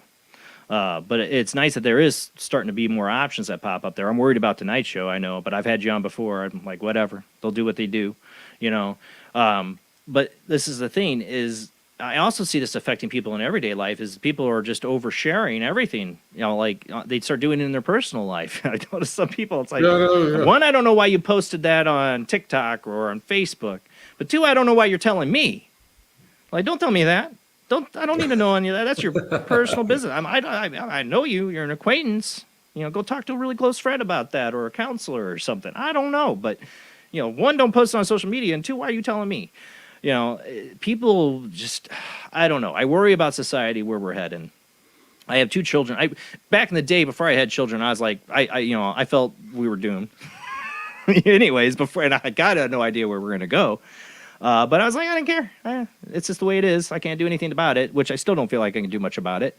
But now I do have to care. I got 2 children and their futures to worry about, and and it's overwhelming. That's why I don't like to go on Facebook anymore, any social media, because it gets overwhelming. Not with children. Well, not with children either, because you never know what's happened, grooming and all sorts of horror. I don't let them go. They don't have social media. No. No. It's really sad. My one son was like, TikTok, no way in hell, kiddo. No. Nope, not gonna happen. I let him do, like he has a YouTube channel where he does his games, but it's monitored by me completely. It can't do comments. It's made for kids, so nobody can comment on his videos, which he doesn't like. But I'm like, that's the way it is, kiddo. It's just, there's monsters out there, and that's what you were talking about in the show too, on the World Wide Web of Weird. Is the mental health problem. There's all these Catholic priests, I guess, overloaded with demonic possessions they're trying to exorcise. But I'm like, mental health in the world, especially this country, I feel more and more is declining. And it is, you talk about all this experiments and all these things the humanity's living under right now, and attacks from negative ETs. Is this an effect of it? This mental decline? I think the attacks are getting way worse. If you so there's a few things here. One is the attacks are getting way worse because if you're a starseed and trying to get your vibrational, these reptilian things will attack you relentlessly. And people are getting raped by reptilians a night. It's not physical. It's a spiritual, but it's still they still feel it. It frightens people. And these things knock things off the wall and. I was levitated up off my bed and thrown down at the end of all this. This thing was attacking me to the point mentally. When I had my experience, it wanted to destroy me mentally. No ifs, ands, and buts. It wanted to either make me hurt myself or hurt others. Oh, yeah, they'll push you and push you and push you. They're relentless, And, of course, if they attach to you, they tap in the lower back and then send you those negative thoughts like, you used to that, this was pathetic. And you just keep getting all these thoughts. So you think they're yours, and eventually it just crashes you. And, But the other thing about it is that people I don't know whether people realize or not, but, if you take these vaccines and the DNA is altered, then what happens is your soul can't sit within your body because the interface isn't proper. When the soul's brought to the body, it's connected to the light body of DNA. Your DNA has to be a particular way. And if it's not, your soul lifts out your body, maybe an inch or two, on an umbilical cord. That's why people who take the vaccine are checked out, and then they become aggressive. Why is that? Because the archons they have no body. Archons float through the second, third, and fourth dimension. They're negative beings, and of course, they would just want to overtake your body. Yeah, I can get in this body and start doing things. So what's happening is they're overtaking the body, and that's where the aggression's coming from. So that's why some people are getting aggressive as well, because they're not in control of their body. I also see it as the way we are as a society. I feel like we're constantly trying to destroy the family unit. I'm a big believer in family, supporting children, raising your children, having a say in what your children are, being educated with. I feel like families are trying to be split in a sense, psychologically. They're turning children against parents, vice versa. Family's to me one of the most important things to me. Is my family. Oh, it is for me. That's what gets me up in the morning. Is my 2 kids and my wife. I feel that if I feel I'm the luckiest thing in the world is to have the family I do. My wife, my kids, my parents, my in-laws even are great. My sister-in-law, brother-in-law. These people matter the most to me. They're my family, and I feel bad for you. You see. I mean, with the people like an active shooter just recently, that you hear people that was like a friend that said he was cut in his face, and obviously there was a lot of signs, but obviously he had no one really close to really stop him or get them the help they need, and that's what the most dangerous thing is we separate. We get children to be separate from family and understanding love and relationships. They don't have empathy. They become little sociopathic monsters. It's not the video games. It's not the violence in Hollywood. That's not great, but it's this disconnect from society, disconnect from connection with other people. Well, disconnect is, it creates abandonment issues and all sorts of issues. You don't feel loved, and therefore, they become powerless. They become depressed, and of course, when your vibration drops, in come an entity to attach to you. It's interesting, and people say, "Well, what do you mean by that?" Well, I'm going to give the example of Ted Bundy. Ted Bundy, and he killed 36 women, chopped up, whatever. A So monster. I was very interested in the case to understand what drove him. So I watched the documentary, and towards the end, the key was there. So this reporter sat in front of him, and he said it was amazing. If I told him, okay, how would somebody do, what he did, but don't tell him what he did, just say, how would somebody do that? He would just, and give the whole information. If he said, how did you do it? His eyes went black. He got really aggressive, and he changed completely. And I was thinking, it's complete possession of an entity.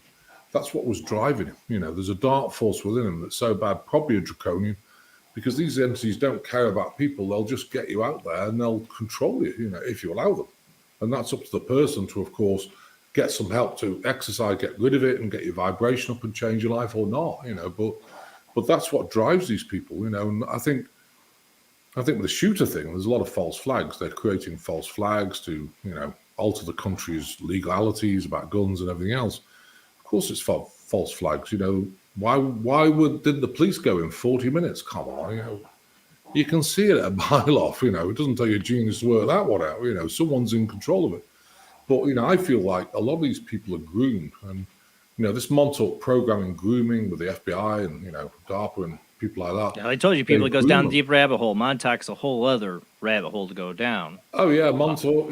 Project Mockingbird. That's that's control. It's a great name.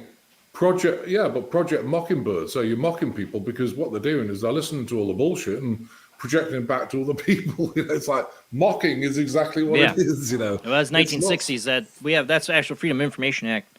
You find out the CIA actually enlisted journalists and people in Hollywood through Project Mockingbird in the 1960s. Which flies in the face of our Constitution and what our CIA is supposed to be involved with. But they did, and they still are. They still are. It's what we're doing, and I think that's what. Social media, I think, is a big sense. I always make this joke. I said, I don't think George Orwell's 1984 could have predicted that we'd give away our privacy so easily. We didn't have to sneak in. We just literally had given it away out there. And I'm guilty. I got a cell phone. I got a cell phone. Do you want your location to be exposed? I'll go on then. I don't care anymore. They can see me. They can do what they like. They can't touch me anyway. And again, it's to me, it's all about absolute faith. If you've got absolute faith, nothing can touch you. But you've got to create that new reality, and that's the thing. We got to go to commercial break, and we're going to open up the phone lines. You good? Still hanging around, Christopher? Yeah, of course I am. I love it. Thanks. All right, awesome. All right, we're gonna go to commercial break, guys. When we come back, we're gonna open up the phone lines. You call in with your experiences. Have you felt abducted or attacked by an entity, alien? This is let's get Christopher's perspective. Call in tonight. The phone lines will be open after this short commercial break. We'll be right back.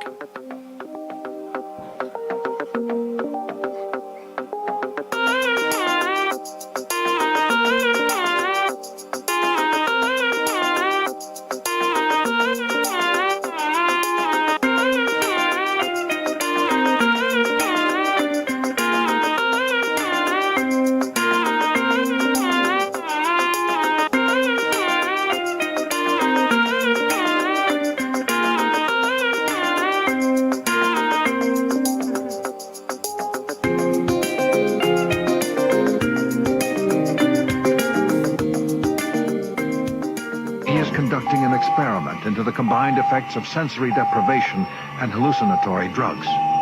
The subject of the experiment is himself, and the experiment is out of control. Ken Russell's Altered States, a film that must not be missed, is in the West End now. Altered States, Certificate X. Do you wish for more paranormal and spiritual content? The Paranormal Chronicles magazine is a free digital magazine crammed with the very best in paranormal and spiritual articles and features. No sign-up, no subscription, just free reading and knowledge for you. Read today at www.paranormalchronicles.com/magazine.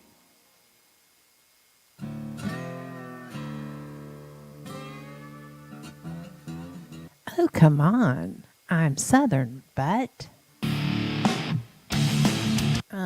Nope. That'll do. Hello. I am Kat Hobson, host of Paranormal Experience here on WBHN Digital Broadcasting out of Birmingham, Alabama. I enjoy having guests from all areas of the paranormal, from ghosts to ufology to cryptids and beyond. You'll find some of the best researchers in their fields bringing you some great information. Join me on Wednesday nights from 8 to 10 p. Eastern here on WBHM Digital Broadcasting.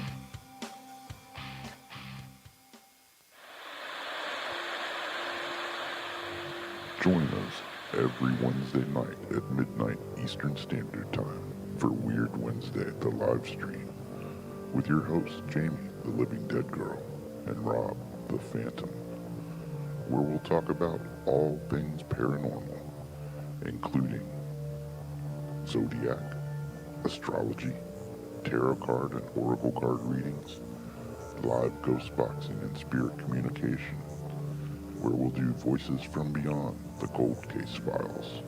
So we hope you join us live on Facebook and YouTube every Wednesday night at midnight Eastern Standard Time. We hope to see you there. Bye-bye.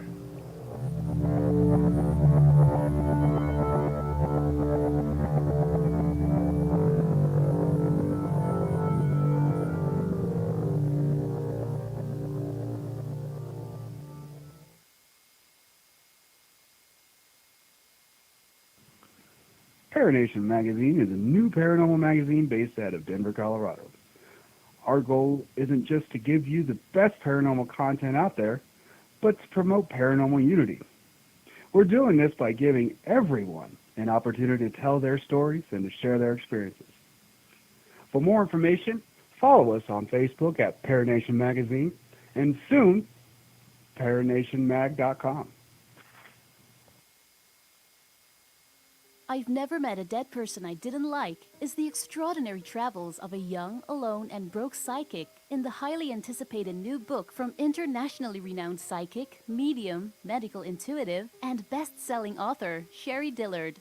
Critics have described I've Never Met a Dead Person I Didn't Like as an engrossing memoir, an empowering story of how a broken girl came to accept her psychic gift, a refreshing and fun read. I've Never Met a Dead Person I Didn't Like is available through Amazon, Kindle, Barnes & Noble, and wherever books are sold.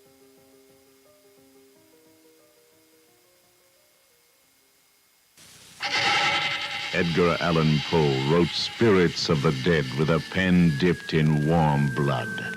You will see the ultimate in terror with this important all-star cast. Brigitte Bardot, Alain Delon, Jane Fonda, Terence Stamp, and Peter Fonda in Edgar Allan Poe's Spirits of the Dead. Only Poe's demented genius could bring to the screen such horror and evil. Spirits of the Dead stars Brigitte Bardot, Alain Delon, Jane Fonda, Terence Stamp, and Peter Fonda. Directed by three masters of the cinema, Federico Fellini, Louis Malle, and Roger Vadim. Spirits of the Dead is an adventure in terror beyond your wildest nightmares. Spirits of the Dead in color is rated R.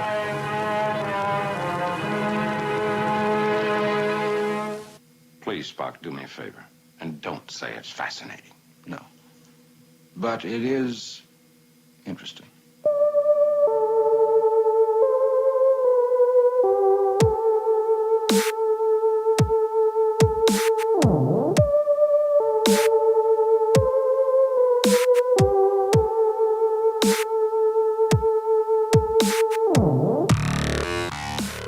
You're listening to Paranormal Soup, bringing you the weird every Sunday night. Call into the show and join the discussion. The call-in lines are 219-230-4444 or 260-225-9419 or by Skype caller ID OOJBland00 or JBland Paranormal Soup. And now to your host, Jason Bland. Tonight's guest is Dr. Reverend Christopher Macklin. We're talking about a lot of stuff I'm sure he's in his book, History, Truth, and Healing. We're talking about alien oppression, ETs, dark ETs, and what they're doing to humanity right now. Something's going on.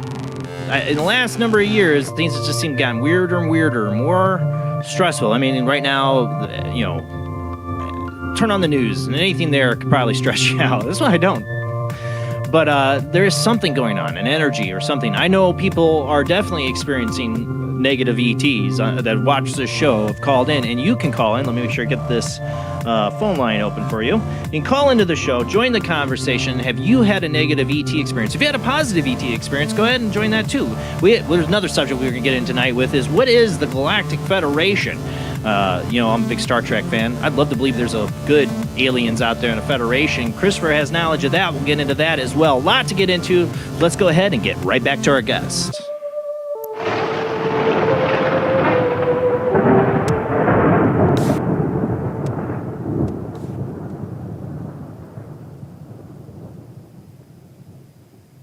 Thank you for hanging in there with us, Christopher. Now, while we wait to see if anybody calls in tonight, I do want to ask, you know, I play a little clip there, Star Trek, big Trekkie fan. And I know some Star Trek friends want to beat me over the head probably for saying this, but I have been watching Strange New Worlds. This is the new show they have on Discovery. I can't stand any of the other shows. Picard was, all right, but Discovery... but Strange New Worlds, you know, I got a classic nostalgia feeling, and yeah, they're doing some stuff that's awful. I know I'm not going to get into all the Trek stuff, but I think the premiere episode in it, they end up discovering they affected an alien race by basically exposing them to warp technology before their time. And of course, they don't turn it into ways to travel across the galaxy like them. They turn it into a bomb to probably kill themselves, you know, in a war, a civil war or something like that. And of course, you know, he breaks the Prime Directive. As always, Kirk, Pike, Picard, they always break the Prime Directive in some way. Picard was a little more stingy about it, but he breaks the Prime Directive and gives them an example, you know, shows them some January 6th video.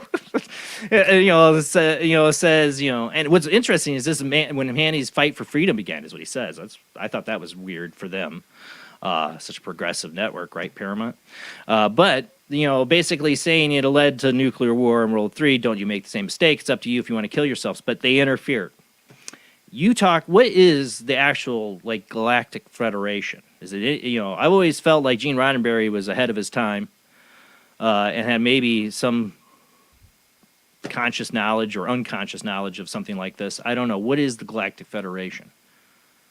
Well, there's actually different federations for different races, but the one I'm talking about is it's basically polices time space of the third dimensional world and other, you know, dimensions as well. It's not just one. There's a ton of beings involved with it. They have meetings every so often because, of course, excuse me.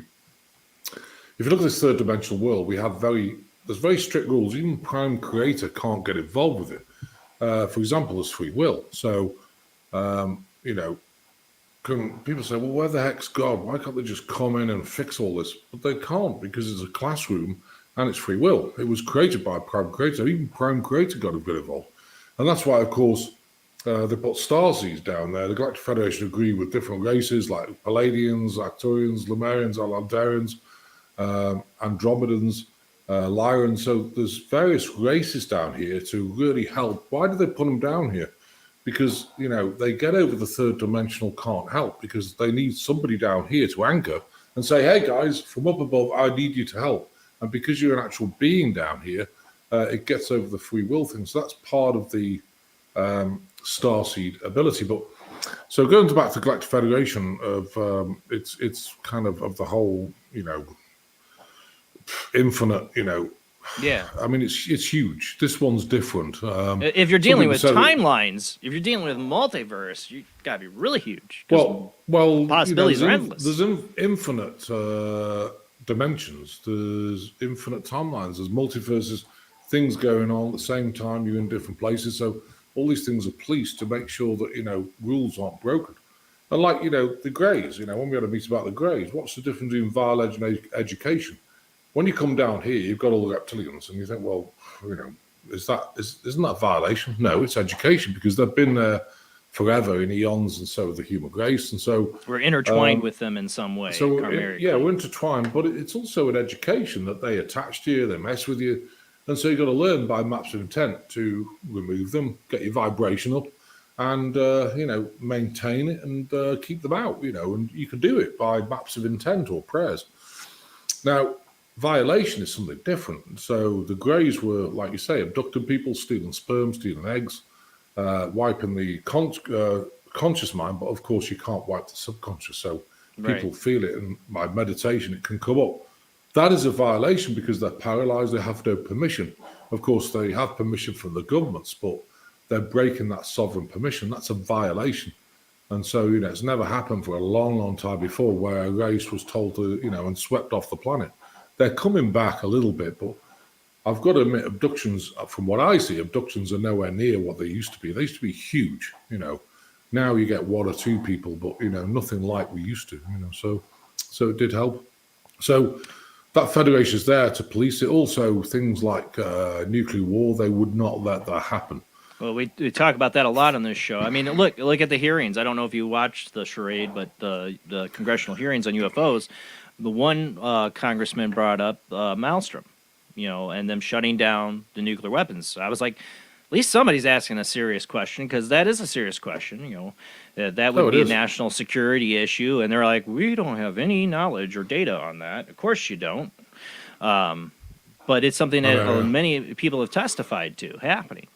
So was that the Galactic Federation trying to send a message? That's the Galactic Federation just, showing that, you don't have nuclear weapons. If you try and activate them, they'll be shut down immediately, and therefore they'll be paralyzed. So don't go that route because, it's too destructive. They don't want another planet destroyed by, what, for want of better words, stupidity, which it is, In Star Trek, they have the Prime Directive. Eventually, they were going to let those people in Strange New Worlds blow each other up. If you're going to do it, you're going to do it. Obviously, they might not have such a high, strict Prime Directive that they could interfere if so called to. Well, with things like nuclear war, the Greys had, all this nuclear stuff, and they destroyed their planet, so that's why they're off. Where do the Greys come from? I've heard Zeta Reticuli. Zeta Reticuli, all those sort of things. I forget the name of the planet. It's escaping my mind, but I know where it is. And a lot of that started with like Benny and Barney Hill, it's I don't know where they come from. I do know there's tons and tons and tons of people that have experienced it, and there's something going on. We have some kind of influence. We talk about, 72 different alien species, 140 alien species. I always say, if we're talking if multiverse and interdimensional and possible universes, it's endless. Yeah, it's endless. But there's also the Orion Wars with the Lyrians and the Palladians, and so. Now I've heard people speak of this, like past ancient galactic wars, and Earth being kind of a treaty planet. Yeah. With those wars, like we're like a place refuge for souls from those wars, basically, to be reborn and to get over the trauma of those past galactic wars. I've heard this through New Age, different references and philosophies and other people's books. I've heard this told in so many different ways. So that's what we're talking about here, is some kind of ancient galactic war? Oh yeah, there's been many of them, in also multiverse and different time space. So, but at the end of the day, this is a refuge, and I think we're being monitored. There's certain things you can and can't do, and again, I think nuclear weapons are that destructive that it'll destroy the planet. If they all set them off at once, that's there'll be no nothing question. left. So what's the point in that? That's why they would deactivate them. They wouldn't destroy them; they just deactivate them. And so they're showing that we're not using them. So. It's an interesting time. I think it's funny because I think time, I don't know if you've found this, but time, like jumps, like, you start kind of Friday, afternoon, you got Saturday and Sunday, and suddenly it's Monday, and then suddenly it's Friday again. Everything's jumping. But I feel like that's also progression that happens with age. As you get older, time goes faster. They've done, try to figure this out, and, with people, why it does seem as you get older, time goes by faster. For children, they're like, you know, I watch my boys, and dear God, give them a few hours of nothing to do, and it's like forever. You know, Yeah, like, no, I'm bored. I'm bored. Are we there yet? Like, seriously, for adults, like, dang it, where did the time go? I run out of time. It's like, as you get older, the progression of time just keeps going faster and faster and faster until you reach the end of the light of the tunnel. You know, Absolutely. it's like we're speeding up faster and faster and faster. I always feel like that's some key to the universe and time, that our perception of time, why it changes like that.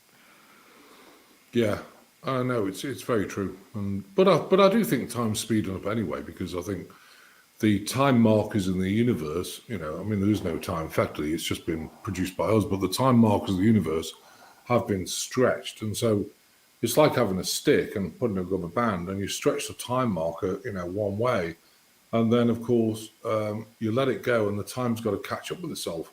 So it still, you know, it still catches up with itself. So it's speeding up time to catch up with the time marker. So time has been manipulated big time. You know, it's crazy. We're probably getting about 16, 15 hours in a day, not 24.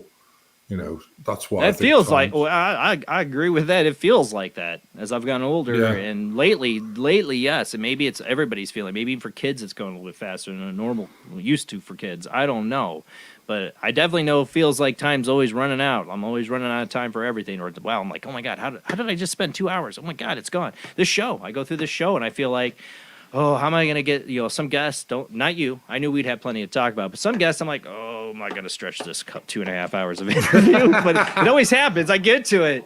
I get to the end. I'm like, wow, that went by. I never covered any of the things I wanted to half the time, because time just goes whoosh, out the window. It's crazy. But some days you can find, like, you know, you look at the time, it's like 10 o'clock in the morning, and you feel as though like 4 or 5 hours are gone, and it's only 10:30 or 11. You think, wow, that's this is work. going really slow. That's when I'm at work, and it's slow.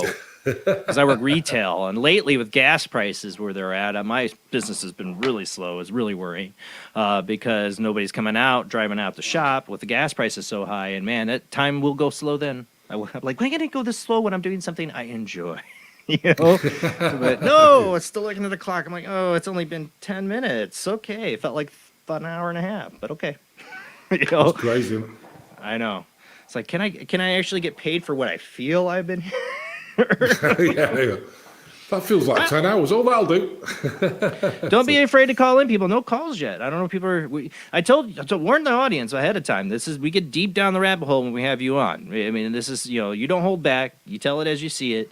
And don't be afraid to join the discussion, even if you disagree with Christopher. Call in. Tell us about your experiences, especially. I know a lot of you have had experiences. Call in tonight. Hopefully my phone lines work all right. I've had issues. You can call in and help me test that.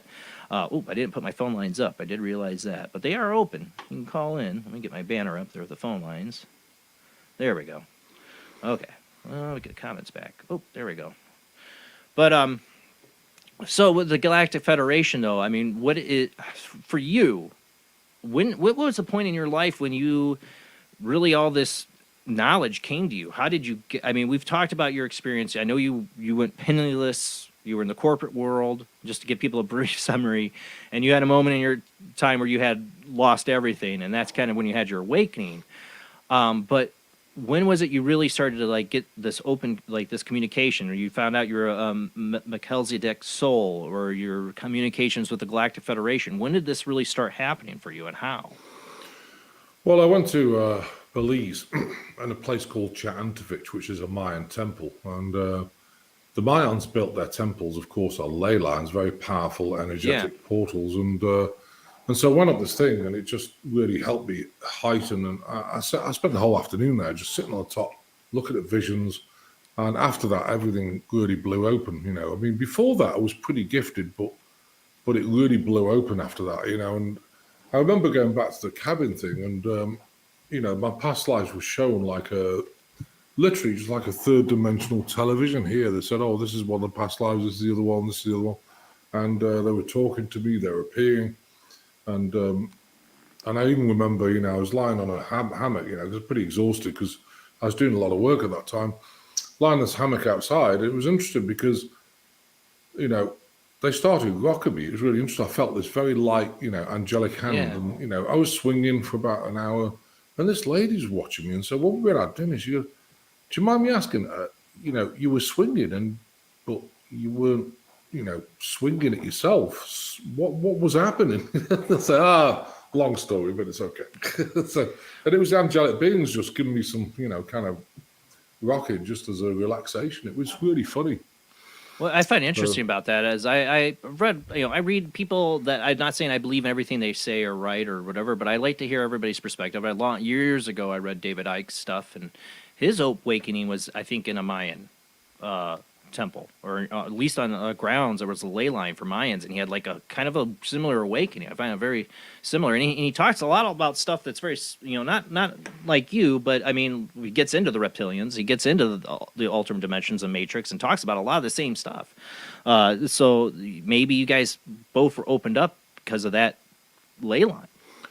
Oh yeah, I mean, the Mayans weren't great people because, of course, they got hijacked, but the temples they built, they knew what they were doing because they got grid lines. I mean, that's why we're doing this pyramid project. The Actorians are building these off-planet pyramids. We're going to put them down here. They're huge.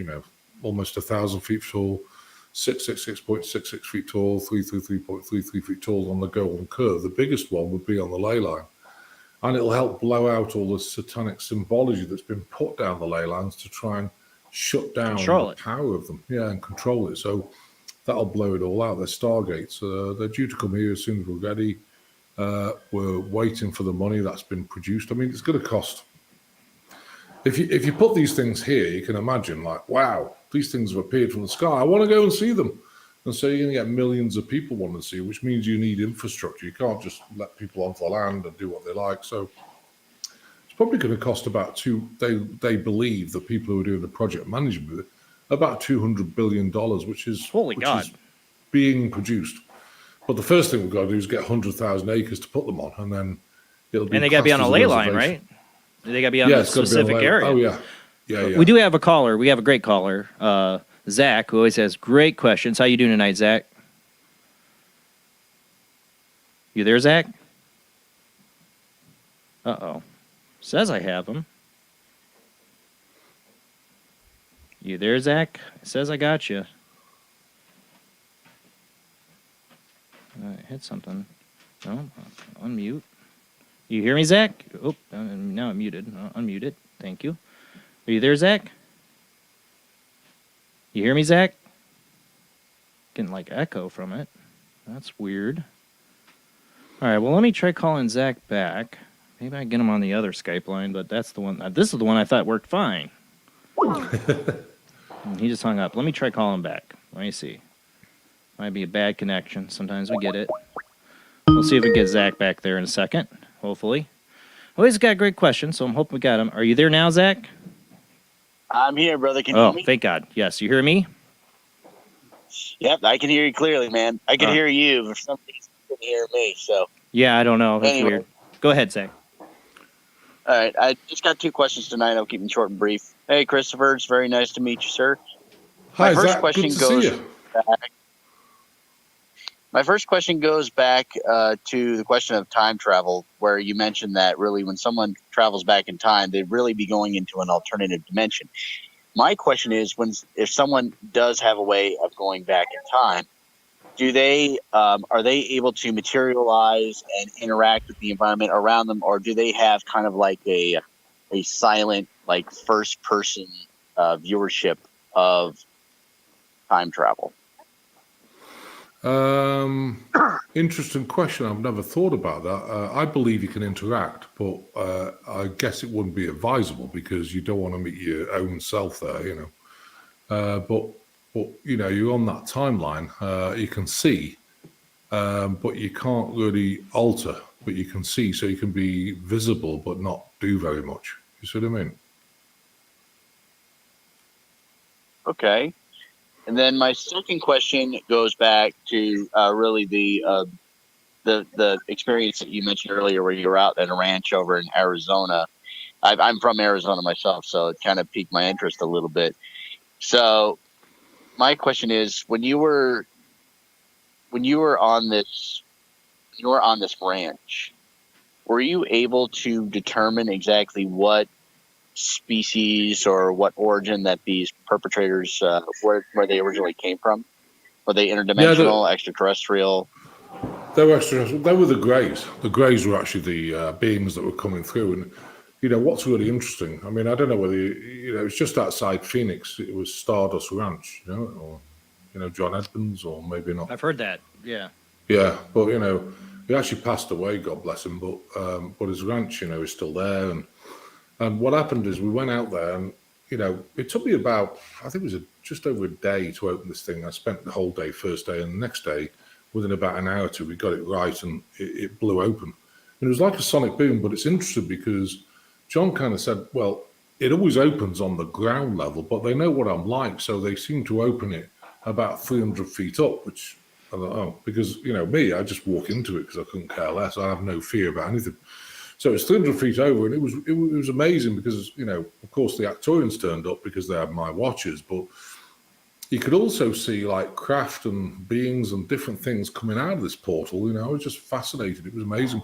I've seen it a few times, but, you know, that was the time when we managed to then get it shut down properly with the help of the Melchizedek beings so that it didn't happen again and it stopped, you know, and the horses were okay.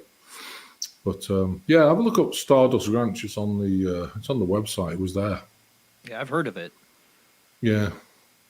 And John's a great guy, but bless him, he passed away in, I think it was February 22nd or something this year. So, wow, geez. But his wife Joyce is still there, bless her. So, you know, interesting.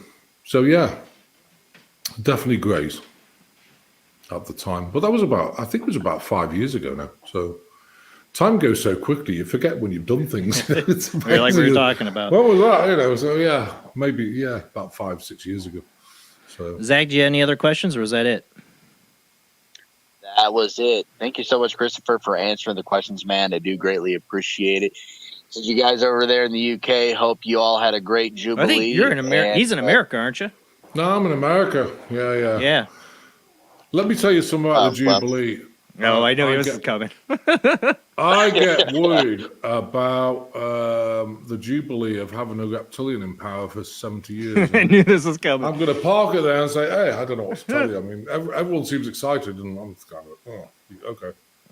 Carry on. I was making jokes because there was actually a UFO. I don't know if you saw my news segment. I know, Zach, did you watch the World Wide Web of Weird? I did. Yeah, you saw it. There's a video going around now of the Jubilee, and this, you know, they have the air show, the color air show that they did, and this little like white ball, which is going too fast to be a bird, goes right through the there's two different video versions of it. There's the above version, and then there's actually a cockpit view version of this thing. It flies right through the cloud of colors, and it zooms by real fast. I swear to God, you see the little prints, I don't remember their names, go, I just saw a UFO. I swear that's what his mouth says. I don't know. But bad lip reading maybe. But that's controlled airspace. It's not gonna be a drone. It's too fast to be a bird. So what is that? It's not very big, but it's big enough to show up on that camera. So I mean, what's going on there? I don't know. Maybe it's the reptilians. I don't know. Well, Zach, thank you for calling in, bud. Absolutely, brother. And I bet David Icke was thinking, it's the reptilians. It's the reptilians. Yeah. Anyway, but anyhow, guys, you have a good night. You have a good night, and I'll talk to y'all later. All right. Have a good night, Zach. Nice. I told you he has good questions.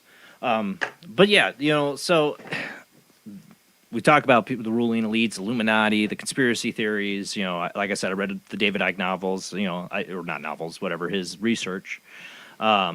I mean, they're big. He doesn't leave much out. He goes right for it, and I'm like you do. And he's been accusing the Windsors of being reptilians for many, many years. I don't know what they are. I do know they have a lot more power than just what they're presented to be. Their land holdings in America are huge. Yeah. They have a lot of power, more than people actually realize. And I'm not one for royalty. I don't get the fascination with royalty. I mean, they think they're better than you because of their bloodline. They think they can sit on a throne. I thought we were over this, people. Yeah, but I'm not criticizing England. They have their traditions. We have our traditions here. But I just really don't care for royalty or monarchy or any obsession with that. It's just the way we treat Hollywood stars, too. And now our politicians are almost Hollywood stars. It's like, I don't like to put anybody up on that kind of pedestal. or care about them or their personal lives. I could give a crap. I hated the whole Amber Heard Johnny Depp trials. I'm like, I don't care where you stand on it. I don't care. You know, I don't know why people care about these things so much, but we do. It's all distraction. Well, I was almost embarrassed to see that it was even on, you know, every single day, and so many people watching it. Haven't you got anything better to do than listen to some couple of people bambling about their marriage with that today? You know, come on, you know. I think cares? we're better than this. But there's plenty of bad marriages out there. We're not putting him on TV because he's rich and famous. Okay, cool. You know, she's a gold digger, crazy woman. I don't care. I don't care. Exactly. How come we didn't get facts on the Maxell, whatever? Yeah, that's what I love that. I do love that meme. I have seen that where they say, you know, everybody's about what about the Ghislaine Maxwell thing? You know, even Elon Musk is asking about that one. Yeah, they don't want to talk about that. I'd love to hear more about that. Why don't we see those trials on TV? You know? Oh yeah, that'd be far more interesting to see what she exposed. But there's some things going on with that. It'll be interesting to see what comes out. I don't think anything will. Revisited. I don't think anything will. I think there's too many powerful people involved. They're only giving us a little bit because they have to, but they're going to shut that down quick. They're gonna give us plenty of other distractions. You know, Elon Musk keeps asking for the list. We're never gonna get that list. I don't think. You know, too many powerful people, and it's sickening. It's gross. It's horrible. It's horrifying. And why people are not more outraged about it. And we get outraged about the stupidest crap, but come on. Child sex trafficking, that should be at the top of your list of outrage. Oh, it's awful, and people don't believe it. Why? It doesn't happen in America. Well, yeah, you know. Yeah, it does. You know, these people are taking adrenochrome, you know. And they wear the red shoe brigade, you know. You got the red shoe brigade, have you heard about that, you know, which is shoes made out of kids' skin. I mean, it's, you know, torturing them, it's a real issue. And it needs addressing, so, you know. You know, I get if people don't want to go down the rabbit hole and all the conspiracy theories about that, but child sex trafficking is a real thing, and it is really it's a real happening. thing because I've dealt big with them, people, you know, big powerful people have, and somebody just tried calling. I'll call them back, see if that works. This is the other phone line. This is the phone line that has issues. So hopefully we got them. Let me see. Check now. We got message for 8. Nope, never mind. Try calling back. It was 860 area code. I tried calling you back. Sometimes it hangs up on them. I don't know why. But back to that subject is there's also, you know, people talk about you know, I'm one of those people. I don't say I believe in it. I don't disbelieve in it, but that there's this whole satanic underlying secret society that's sacrificing children and doing all this crazy stuff. I don't like to get into conspiracy theories big time on this show because it does get down to accusing people of things we have no proof of. You know what I'm saying? Even like calling the Windsors reptilians. I have no proof of that, but there's testimony. There's people who have said they're part of it. Princess Diana called them reptilians. But in the essence of, you know, fairness, so many celebrities now accused of all these crazy things. I don't know. I have no idea if anybody's sacrificing children or doing these things. You know, I do want to get down to the real truth. We do have a real legal case of sex trafficking by Jeffrey Epstein. He died in a bull. I'm sorry, it's BS. There's definitely questions of how he died, plus other associates involved with him who've died in prison, but basically the same way. There's real things here we should be talking about, and the media should be really much more covering, but they don't. Serious issues. You know, I mean, I'm sorry, Bill Gates should be very uncomfortable when he's asked about his association with Jeffrey Epstein. You know, I loved watching him squirm in that interview. Yeah, but were there hard questions really asked? No, they coddled his ass the whole interview. Oh, yeah. Well, you know, it's also, there's a ton of stars, you know, who do music and that have all been to Epstein Island. There's a complete list of them. So what were they doing there? You know, you don't go there. Disney cruise ship rolled right up to Epstein Island. I know, yeah. It's nuts. You know, we need to get to the bottom of this. I mean, we're talking about powerful, influential people involved. I want names. I want to know who was involved. They were minors. They were abused. And let's find out. People need to go to jail, but I don't think that's happening. No. Because like you say, it's, you know, the powerful people who try and run the company. But I think it's starting to come around. There's plenty of people who love humanity within this governmental system. You know, it's not all satanic, and there are people working to actually start exposing these things, and it's working, you know, bit by bit. It takes It does time seem like there because- is some kind of force trying to get things out there. Oh yeah, Trying to get the You ball know, rolling. Well, it runs deep and wide, so it's so big that it's going to take time to actually expose it, but it'll come out. It's my great belief. Oh, Royal tried calling. He said he tried calling. Royal, if you hear me now, what's your area code? Because I'm trying to figure out which call is yours. Because I only see one call that tried to come in on that line. Sometimes it gives me the wrong area code. But I tried calling one of them back, and I thought, let me look. See, I don't see that number before, and I know Royal's called in not that long ago. I don't know if Royal has Skype. I would like Royal to call in, because he's the one that had an experience just recently. I'd love to get your take on it. His is 860. Okay, Royal, I'm going to try calling you back. Be ready.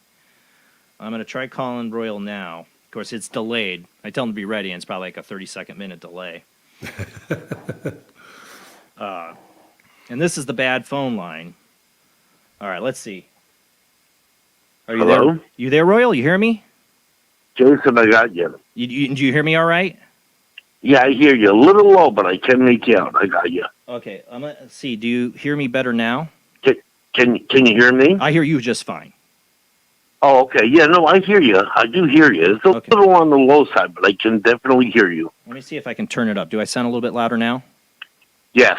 Okay, hopefully that helps. I've been trying to adjust my mixing board. Sometimes the buttons get moved, and like last couple times I've had people call in, you were one of them. You couldn't hear me hardly at all. Yeah, no, I got you now. You sound pretty good right now. Okay. Definitely went up. The volume went up a little bit. Yeah, I just turned it up, and hopefully that helped. Much better. Okay. Much better. Yeah, I was really hoping you'd call in tonight, Royal, because if you called Yeah, I in was a few trying. weeks It ago- just kept going directly to the voicemail, so Yeah, I let me don't know why text it them keeps real quick. doing that. Sorry. But yeah, I just wanted to call in. Very important show for me tonight, as you probably can imagine. Hello, Rob. Hello, Christopher. How are you, sir? Nice to meet you. Oh, lovely to meet you, bless your heart. Thank you. Thank you. A couple weeks ago, a little over 2 weeks ago now, I had an incident where, well, let me give you a little background. I'm born and raised in New York. I was born right in the Hudson Valley, which is a hotspot for UFO activity here in the United States on the Hudson River. I've seen UFOs quite a few times throughout my life. Throughout my entire life, since I'm a little boy, as far back as I can remember, probably 4 or 5 years old it started, I was having what we know of now today as a lot of cases of sleep paralysis, where I would wake up in my room, completely unable to move, speak, yell, scream, even barely move anything but my eyeballs. There were beings... I got some feedback, Jason. There were beings in the room with me on just about every occasion. What type of beings, I don't know. Since I'm a little kid, I've since moved up here into New England in the state of Connecticut, and I've been up here about 7 years. And in the last 7 years, I've had sleep paralysis incidents with beings in the room no less than at least a half a dozen times already. The latest one being just a little over 2 weeks ago. I woke up in my room, same thing, sleep paralysis, couldn't move. I'm aware of it. I know what it is. I've been going through it my whole life. And there were beings in my room. I believe there were two. There could have been more, but I distinctly remember seeing two. Yeah. I believe they took me. Now, let me give you a little more background. In New England here, I live a couple miles away from a submarine base, one of our military submarine bases. And there's a lot of UFO activity around here. We have nuclear subs and everything come into this base quite often. I've been on a couple of the submarines myself. These beings, I'm convinced, I don't believe it was a dream. I don't believe it was a nightmare. I believe they took me. I haven't... I'm sorry? They definitely did, yeah. What? I'm sorry, Christopher? He's saying they definitely did. They definitely took you, for sure. Oh, okay. I'm getting the chills right now because I think you would know that. I don't know why, but I think you would know that. I have, in my room here, I have really big windows. They're the kind of windows that open left to right, side to side. So you could fit a person through them easily, feet first. Yeah. They levitated me. They took me. It sounds crazy, I know, but my screen was closed. So they somehow took me through the screen. I came through the screen. I could see straight up. I was on my back, and it was a blue beam. It was a blue beam of light, very bright. It had some green hue to it. The next thing I remember, I was conscious in a room on a table. From what I remember, the best I can remember is the walls were dark in color, almost black, like a glossy black. There were two beams down by my knees, close to my groin area. There were two of them. And there was one standing to my right about my right shoulder. And that was the one, for whatever reason, I do believe she was female. And she was the one that was convincing me and communicating with me that they have been taking me for a long time. They're not going to hurt me. It's not going to be painful. Not to worry. They're going to bring me back again. They always do. And I believed her. And whatever they were... Now, I'm 58 years old. I'll be 58 years old in June 15th, a couple weeks. Yeah, I'm June 10th. I'm not sure... if it's been a lifelong interest with me, perhaps, or what purpose could I possibly serve them at this age in my life? I mean, I believe they were somehow either testing or taking sperm experiments again from me. Yeah, they are. I have the feeling that I have children. Yeah, you've got children off planet. I'm sorry? I mean, the children off planet are grey hybrids, so they're human grey hybrids. But, I mean, they destroyed their planet. They don't have the ability to, replicate because of, everything's killed off because of all the nuclear wars. And so they lost the ability. So that's why they're using human sperm and women's eggs to actually create grey hybrids so they can keep their race going. So they are using your sperm. I'm surprised the abductions have greatly reduced. I mean, 3 years. I think it was 3 years last June, back the June the 3rd, when I was chairing the meeting to actually take them off the planet. They did, and it went really quiet for a short while, and then I've seen them little by little are coming back, but it's nothing like it was. I mean, they were taking thousands of people. Now it's greatly reduced. I don't see the level I used to see, like. I don't know, maybe.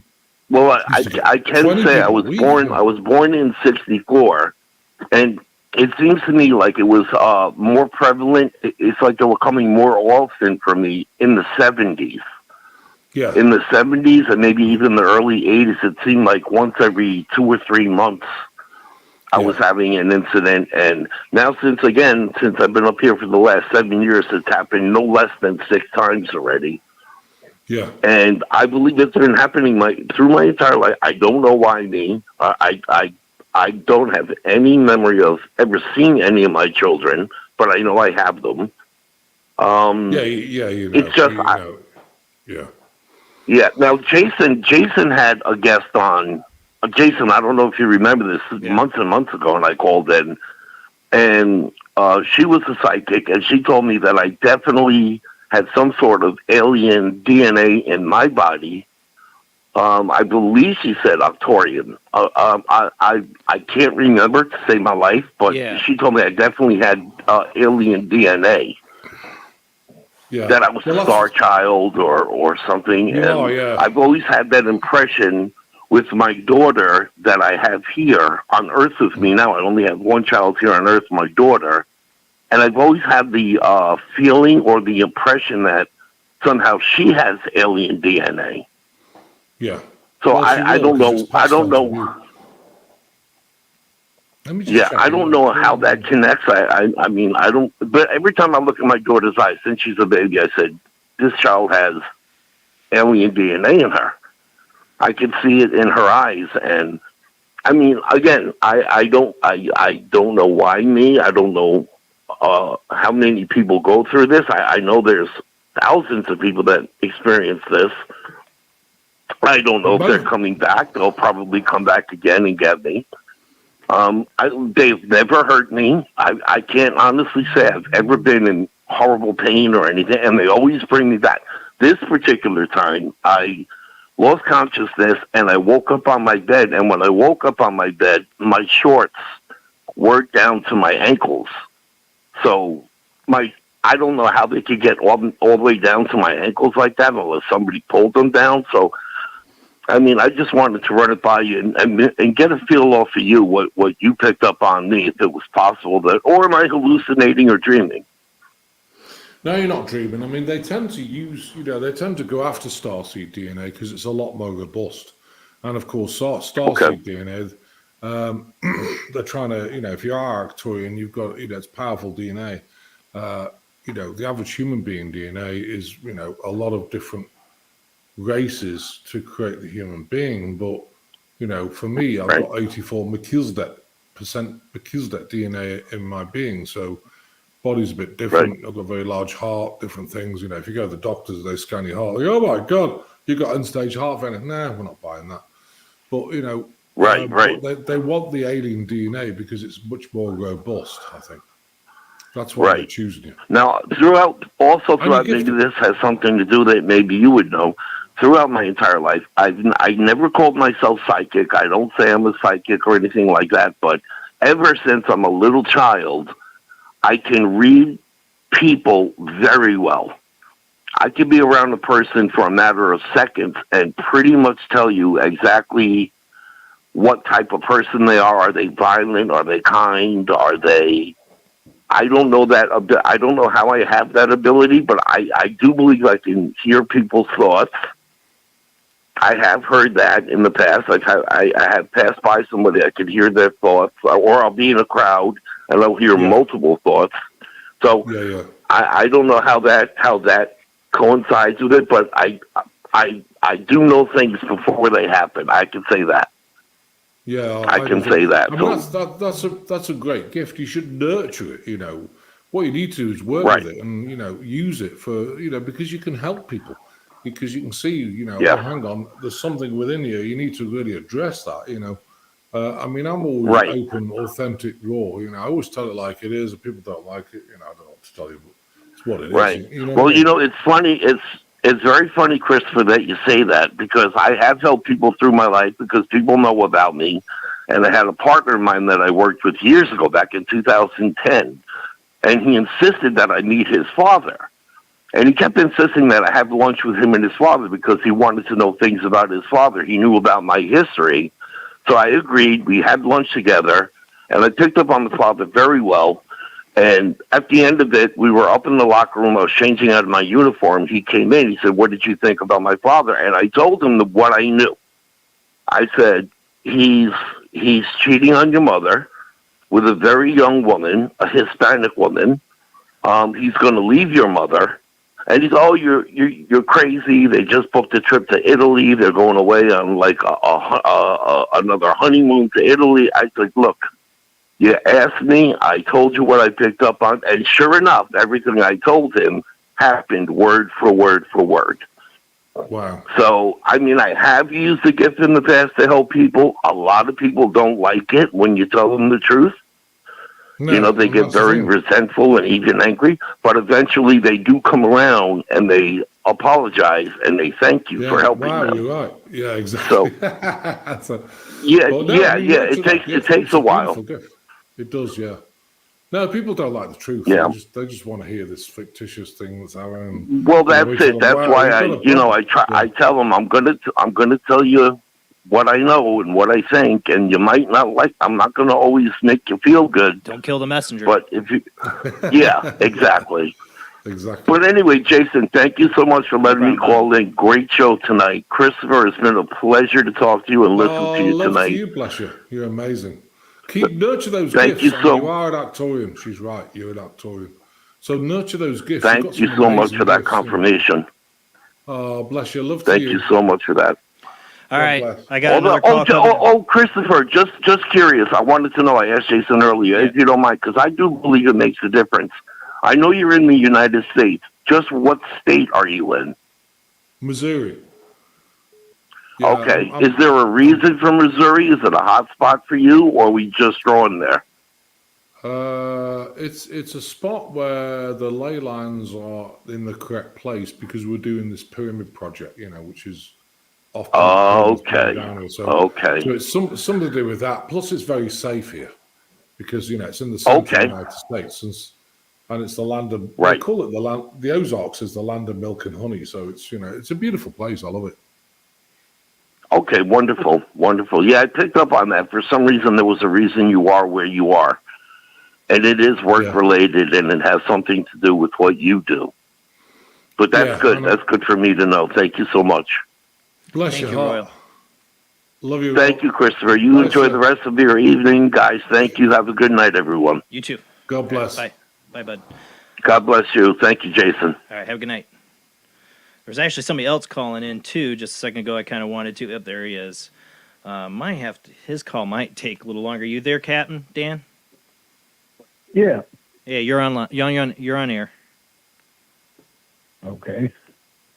Hello there, Chris. Hello, Jason. Hello.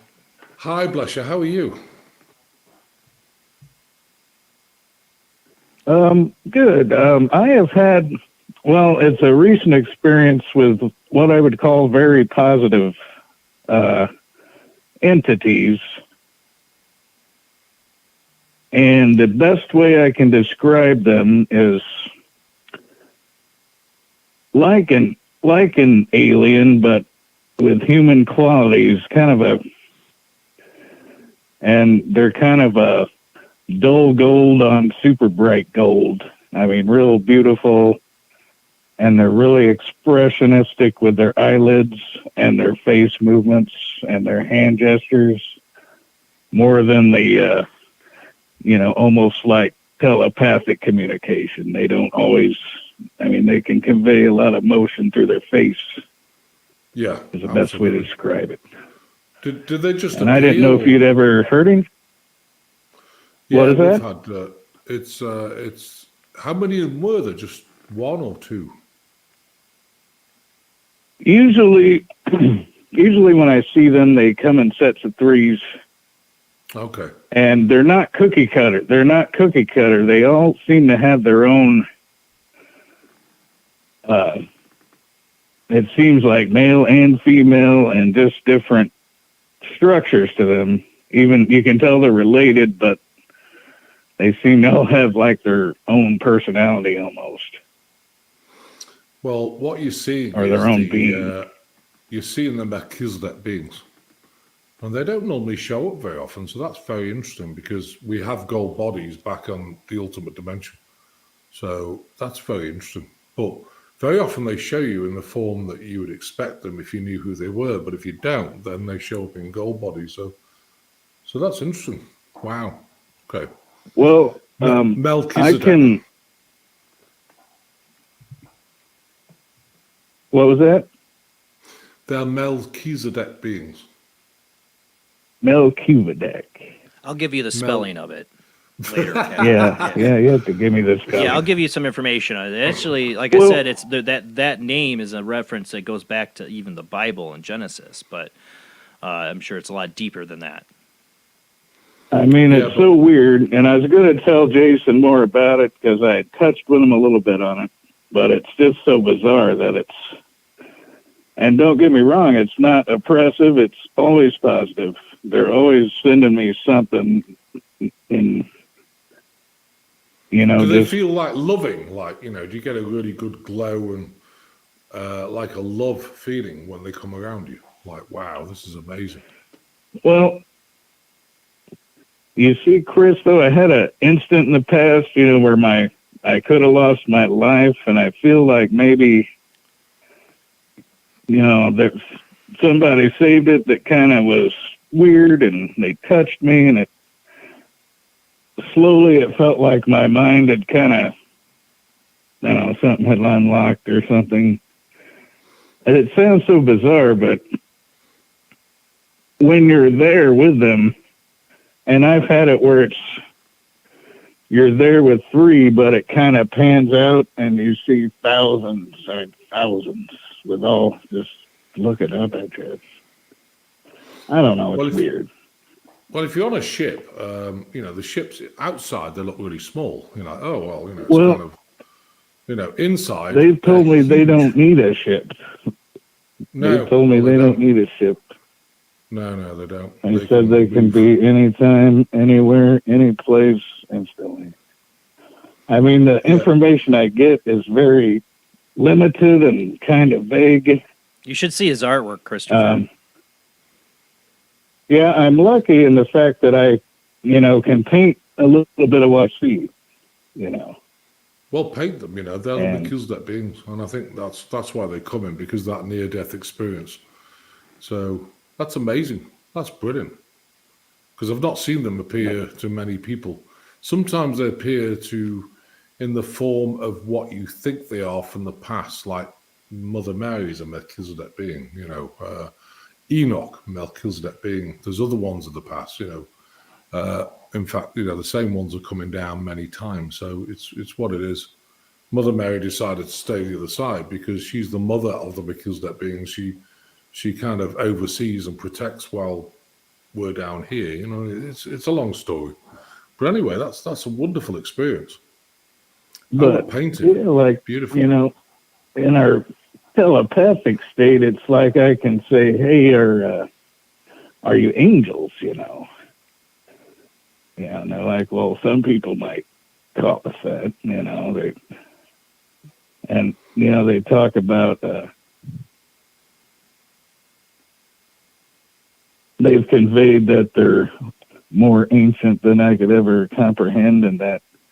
Because I've asked, well, can you just come, can we just talk face to face, and they have conveyed that a direct encounter with them would probably not be good for me. So they said that's out of the question. Well, and I have seen them in my house. And you only see them for maybe a second and a half. And there's always this snap or pop sound, and they kind of just phase out. Yeah. Once they're noticed. What you should do is ask them, "Are you Melchizedek beings?" And they'll confirm it if you ask them. But yeah, I might do that. You should do it. Like I say, it's not like an everyday thing, But no. When they're there, they're there for. Yeah. Yeah, well, Dan, I was hoping you would call in because you've been asking me, we need to talk about these aliens, these experiences. And I'm like, I don't have the answers for you, but Christopher might, so I'm glad you called in tonight. Can I touch on one more thing? Yeah, we're at commercial break. Make it quick. Chris was talking about grays.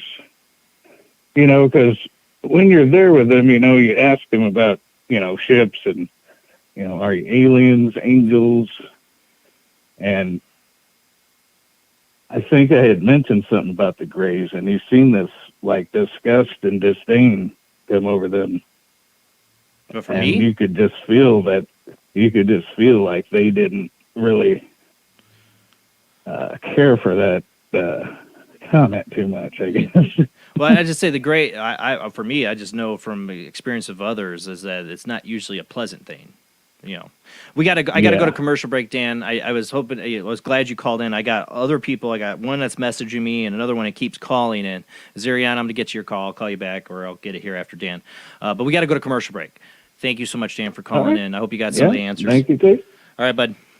Bless all right, guys. Thank you, Chris. Have a good night. We're going to go to our last commercial break and got another half hour left. I got the phone lines now blowing up. It's always towards the end of the show.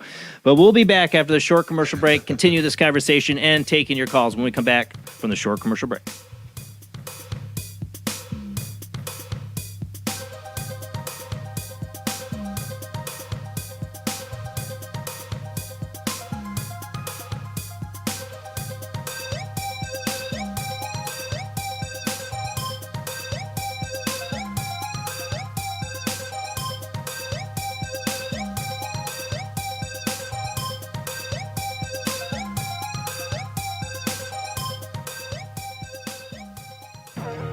Intercepted the transmission of unknown origin. Transmission? Out here? SOS. Human. Unknown. Alien. Certificate X. Exclusive engagement at the Odeon Leicester Square. Now. Any systematized transmission indicating a possible intelligent origin must be investigated. In space, no one can hear you scream.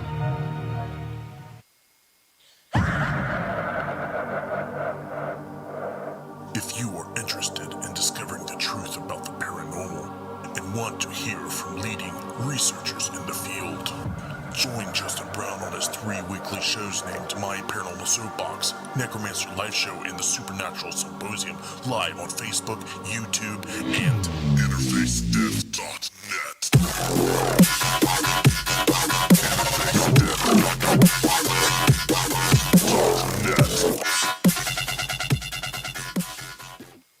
This is an APAC studio presentation.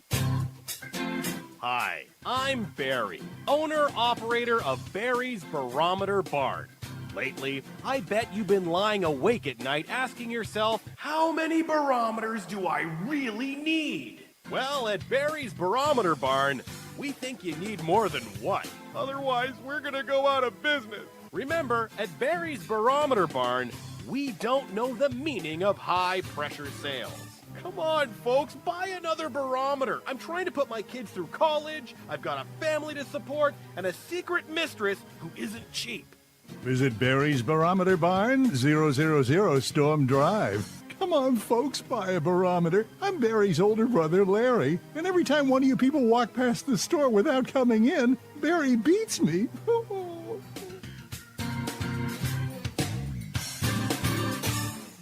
This has been a presentation from Tim Morgan's APAC Studio. For more almost professional amateur comic studio content, visit the APAC YouTube channel. Search APAC 2002. That's APAC 2002 on YouTube.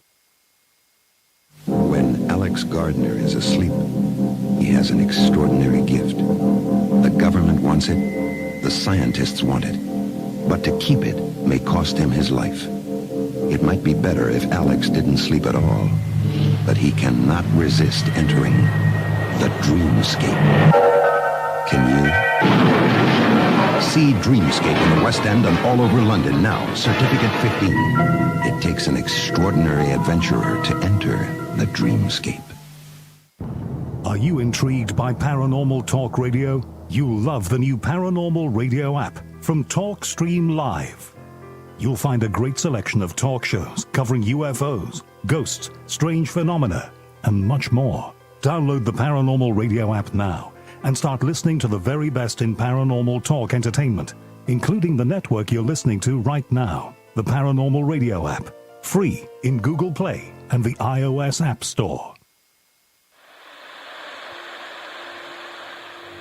Join us every Wednesday night at midnight Eastern Standard Time for Weird Wednesday, the live stream, with your hosts Jamie, the Living Dead Girl, and Rob, the Phantom, where we'll talk about all things paranormal, including zodiac, astrology, tarot card and oracle card readings, live ghost boxing and spirit communication, where we'll do Voices from Beyond, the Cold Case Files. So we hope you join us live on Facebook and YouTube every Wednesday night at midnight Eastern Standard Time. We hope to see you there. Bye-bye.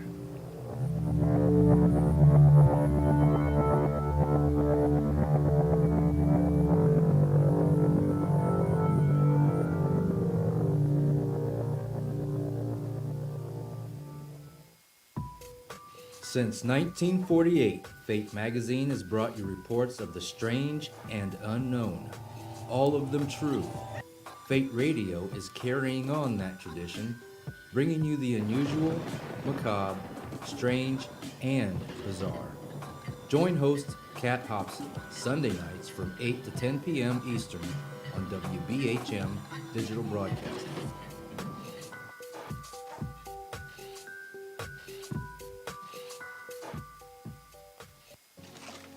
Heat 'em up. Do, re, be gone.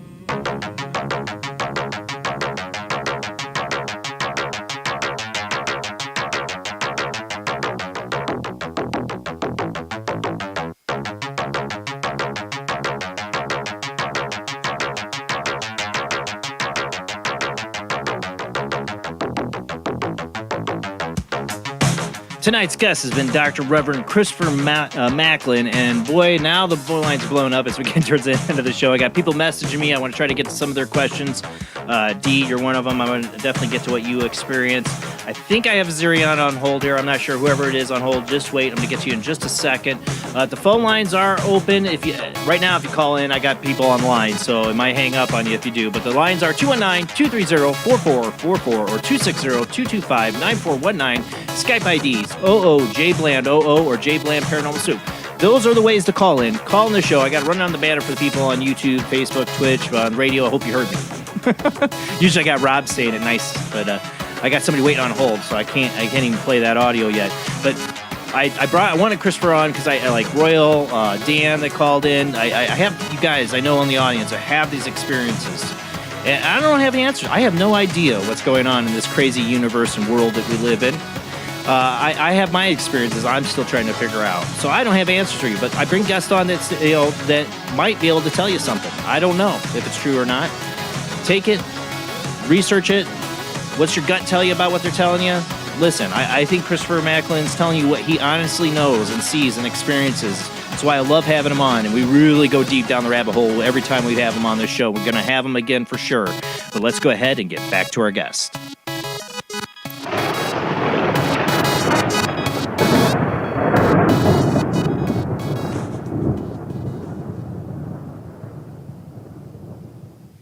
All right, yes, I do have somebody waiting on hold, so let's go ahead and get to them before we run out of time here. All right. Who do we got on the line? Hi, Jason. This is Ariana. I was hoping so. Yeah, I did get voicemail, so yeah, that's why. If I got cheap phone lines, so if I got one person on the line, then it's going to send you to voicemail. That's why. But thank you for keep trying, and I got you on. So here we are. Oh, no problem. Hello, Christopher. How are you tonight? I'm wonderful. How are you, bless you? Oh, excellent. Anyway, my experience is some of, Jason knows some of it, but I was abducted from the age of 5 to my 20s. And during those times, I had time lapses. Time lapses. I did have 4 hybrid alien children, and there was no explanation of why I would, but I'm not saying it right, but why I would have, but I was given, when I was 5 years old, I was given a little pyramid-shaped gray object, a little rock, and it was light, and it looked metally or aluminum, and I had that, and I kept it with me, and whenever I say grays, generally, and whenever they were around, this little rock or pyramid-shaped object would start to glow a blue. And and when it glowed, it was cold. Yeah. And I don't remember the times when I was abducted. I guess they wiped that out or didn't want me to remember it. But I do remember visiting 2 of the hybrid children. And I instantly knew that, we were connected. Yeah. That's amazing. And, yes. When they abducted you, sometimes they implant you and leave it in the womb for a while, and you kind of get physically pregnant, and then they come back like a month later and take it out. Did they do that, or did they just take your eggs? And I'm just wondering whether you, after the abductions, whether you ever felt pregnant or not, and then suddenly you stopped when they abducted you again to take it out. Yes, It was about 3 months, and I physically felt pregnant. And when it was, and I couldn't possibly be, at that time. And it got to the point where, I did my pregnancy test. And when I was getting ready to use them, or I bought them and I was intending to use them the next day, I wouldn't be pregnant. I wouldn't feel that way. So I think that, I don't know, maybe they were worried. They could have been worried that, maybe I would find out, That's the only logical explanation I would have. Yes, but there were four alien hybrid children, and when I was done with them, I guess, I did get mad at them and I yelled at them and I told them I don't want to be bothered anymore, that kind of thing. This thing that they gave me disappeared. It just disappeared. I haven't been able to find it. I've been looking for years and it's just disappeared. Jason knows that. I've been looking for it. And if I ever find it, I would certainly either send it to him or send him a picture of it. But, absolutely. Well, it's obviously a device that, like you say, lights up when the ships come near, and it shows you that they're here. Maybe not to frighten you so much, so you're aware before they arrive, I mean, you seem quite calm about it, which is great, Did it ever get you, did you get anxiety or, did you feel okay with them? Well, later in life, I felt anxiety because I know they would be coming, they would be out there. I had this feeling,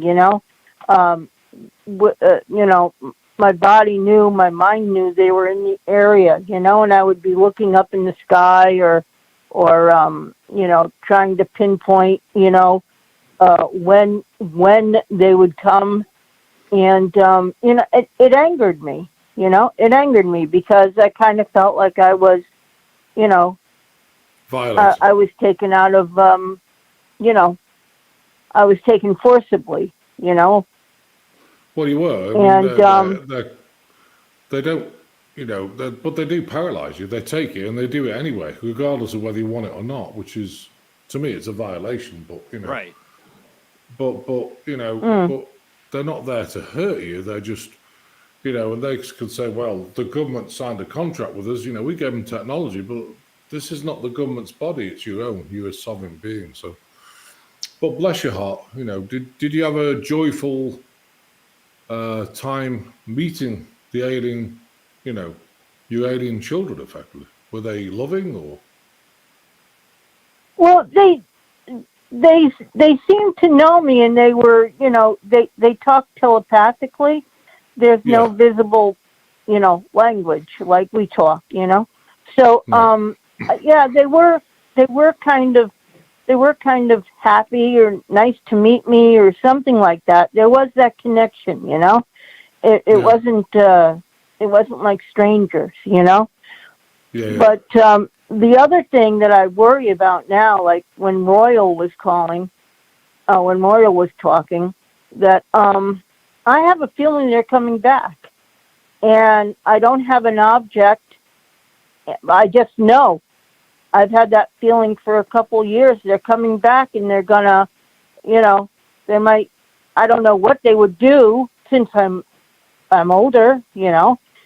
I don't know of what use I could be, but it does worry me. What's going to happen? It doesn't matter what age. Why are they coming back? They can still, get you to bear more children for them. So, what you need to do is, again, it's a violation. We have a spiritual tap prayer on the website. I would start saying that if you can, say it in your mind, because... what's the website again? Yeah, it's globalenlightenmentproject.com. So if you go on that, have a look at the spiritual tap prayer, because it is a spiritual tack, of course. But, and that will really help. So, I would say if they arrive, because I think, to me it's a violation. I mean, I know they're not harming you per se, but they're stealing your body bits, and they're, creating children that you have no say over. That's a violation, so, oh, bless your heart. Mm-hmm. Well, thank you, Yeah, Ariana. and if I ever find that, Jason, yeah. It's given to me again, it's going directly to you. My wife might have an issue with that. My wife is generally ghost stuff doesn't bother my wife. The alien abduction stuff bothers the heck out of my wife. And I've had some weird experiences that worry the heck out of her. And you give me that, she might make me move out of the house. I don't know, but I definitely want it. Though. All right, Ariana, thanks for calling in. You certainly don't want it. Absolutely. Yeah. Oh, bless your heart. Yeah, have a great night. Yeah, thank you, Jason. Thank you, Rob. Thank you, Christopher. Thank you very much. Pleasure. Bye-bye. Love to you, darling. Bless your heart. Yeah, bye-bye. Oh, shoot, I hung up on her. Sorry, Ariana. My wife fears the whole alien abduction thing because we'll go to bed to like Ancient Aliens, or I have Roku TV on, has like a total UFO channel, alien channel. And when it comes on with the alien abduction stuff, she's like, "Oh, come on now, I'm trying to go to sleep." Yeah, like she's like afraid she's gonna have a nightmare about alien abduction. She saw if a UFO landed, she'd go the other way. That's like I said, she'll do the ghost thing. She won't mess with the aliens. Scares the crap out of her. And my experiences kind of scare the crap out of her too. I don't know if it was you or somebody told me that I was an Arcturian or whatever, and I had a weird experience where I was in a meditation with my cousin who saw me as an alien. Like he suddenly had this really vivid thing where he saw me as an alien, blue alien, and somebody told me I was an Arcturian or something like that. I don't know, what are Arcturians? Arcturians live in the 9th, 12th dimension. It depends. They're the guys who are actually producing, but they do have blue bodies in the 12th dimension. So do Andromedans, of course, as well. But you're not an Andromedan. I think you're more Arcturian. Very gifted people, and the Melchizedek beings work very closely with them because there's a lot less of us than there are of them. So we have a very tight knit relationship with them. Is it like part of like the Federation that you talk about? Like, yeah, I mean they're involved with it. So the Palladians, so the Lyrians, Sirius A, B. The who else is there? Lumerians. All these are all like kind of like good aliens. Basically, these are the good guys who are helping us. Yeah, absolutely. Yeah, I was me and my cousin. We were in our 20s, and I was getting really into the New Age spiritual stuff, and I was trying to show him meditation and. We're sitting there with this candlelight, and he's like, stop. I'm freaking out. I'm like, what? He's like, you turned into this, like, he's like, it almost was kind of like a gray, but it wasn't. You were blue. And he had these, like, firefly-like things flying around you. And he's like, he just had this vision of me like that. Like, I changed. He watched me morph. And I'm like, I don't know what you're talking about, buddy. But he's like, that's what I saw. It freaked him out. He didn't want to do it again. Well, you could do that if you sit there and allow someone to stare into your face, which takes a little bit of work, but if they let their eyes go and just stay there for a long time, you'll start morphing into your past life and looking like your past life, But he saw an alien. It's gonna freak me out. I was a little freaked. Oh yeah. But I've always felt I was an alien, so I buy it. Well, I'm an alien, but they always show people your past life of what you'd expect to see. You know what I mean? Mm-hmm.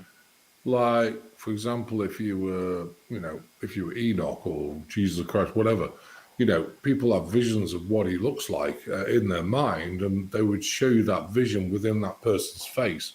So say, oh yeah, you're Jesus, or you're Buddha, or you're something else, So, but like I say, if you really put someone there and just, takes a little while, you've got to let your eyes go, just let them relax, and it kind of goes a little.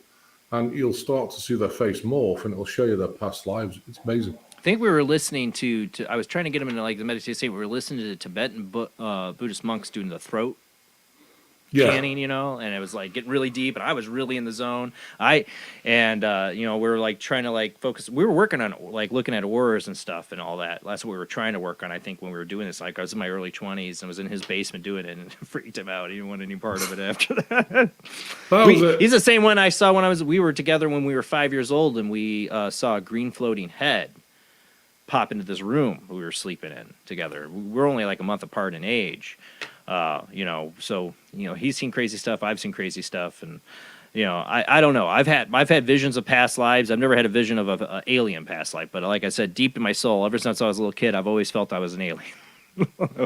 Not that I'm better than anybody, but I just feel like I just don't understand humans half the time. Well, that's the thing, if you're off planet, it's not your planet. So, and because that Melchizedek being ultimate dimension, very high vibrational, it's all about love. You don't have to worry about food and, This is Royal that called in here. Look what he says. Jason, my sister told me that she actually saw my face morph into another being. It actually scared her really badly and she screamed. That's amazing, bless her. That was Royal. I do have another message I want to get to before we run out of time, because we're almost out of time. I'm trying to find it. It was from D.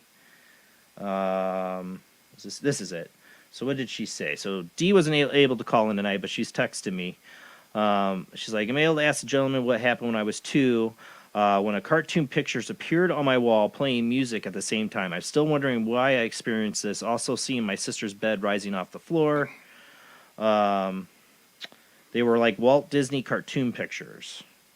Then I was 7 years old. I felt a person tapping my shoulder and asked me to look to the wall. I didn't run, and I ran to my mom's room. With that, a spirit or what was asking. This was about 7 a.m. Remember, I'm trying to read her text here. Saw my mom's orb fly past me past Friday night. Okay, but she said she saw like cartoon stuff being shown on her wall when she was a kid. Yeah, that can be due to earthbound spirits, or somebody's maybe passed away, been a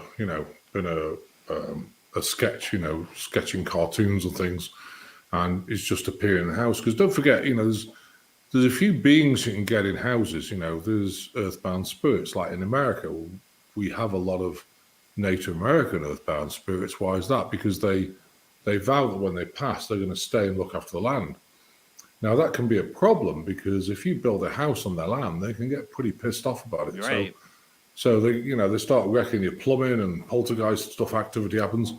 And because of the energy, the reptilians can end up in there as well, and it can be a pretty negative party. I've seen it many times, but with that, I think it's more like earthbound spirits showing, pictures of. He's excited to show, this is, what I did when I was here, and now he's passed, right. Of course. So that can happen a lot, I've seen that before. Yeah, see, I wonder how much in the paranormal realm, what people call demons and stuff in certain locations, houses that seem to be portals where things are coming through and all craziness happens, is how much is like interdimensional entities. You call it tomato, I call it tomato. But these are entities, like spirits. I mean, if there's reptilian aliens, there's spirits of reptilians, right? Reptilians that are no longer physical. No, because in the fall, they can be. And that's the thing about... They can be. I've heard Anunnaki, yeah. They can morph into this dimension and change into a human-like, but they never look the same, and the eyes always kind of, flicker like reptilian. You can tell if someone's morphing into a reptilian, from a reptilian. And if you're not sure, but you feel it like... I feel like this person's a reptilian. All you have to do is ground yourself. I am of God. I ground myself to the earth. Dear God, I command that you show this person in their true form. And what will happen is they can't hide from that. So if they're reptilian, you'll see an overlay of the actual reptilian over them, like an opaque overlay. You'll see it as clear as day. Because I remember having a girlfriend who was reptilian, and I didn't realize. And I was sitting there, and she's mean, And I kept thinking, why are you so mean anyway? Hang on a minute, let's just check. Oh, she's a reptilian, right? I was gone the next day. Gone. It was amazing. Well, I mean, Billy Corgan from Smashing Pumpkins, who I met briefly once on John's, what was he on? Howard Stern show, told of seeing a person, and he's told the story twice, I think, in an interview, of seeing somebody, a woman, morph into a reptilian being in front of him. Billy Corgan, Smashing Pumpkins, you know. And there's other people who have reported this, of course. I don't know. I've always had a fear of snakes and reptiles. I do not like them. When I was a kid, the TV miniseries V freaked me out. Look how quickly they tried to cancel that, but all versions of it that have come out. I've always felt like there's something to it. It was way before I heard of David Icke or reptilians or whatever. Something about V that always freaked me out, that show. Yep. But I think, Jason, they're always trying to say this is, science fiction, but it's not. It's, what they're doing is showing you what they're doing, because that's one of the rules in this universe. You have to show. If you're going to do something, you've got to show people. So they put it in a way that, oh, this is just science fiction, when most of it's not. It's actually what's going on. Or to stigmatize it when somebody tries to actually seriously talk about it, like, oh, that's a movie. That you're talking about crazy stuff, like people see it in a movie, they can discount it. It's just fiction, right? But I felt like V kind of might have been hitting too close to home, and is why it got they had a miniseries, and then they tried to do a TV show, and it got canceled, and then they did a remake of it in a TV show, and they canceled that pretty quickly too. And yeah, it's because it's getting. But that is the way it's sci-fi TV. But yeah, I always thought, well, maybe it's because it's hitting too close to home.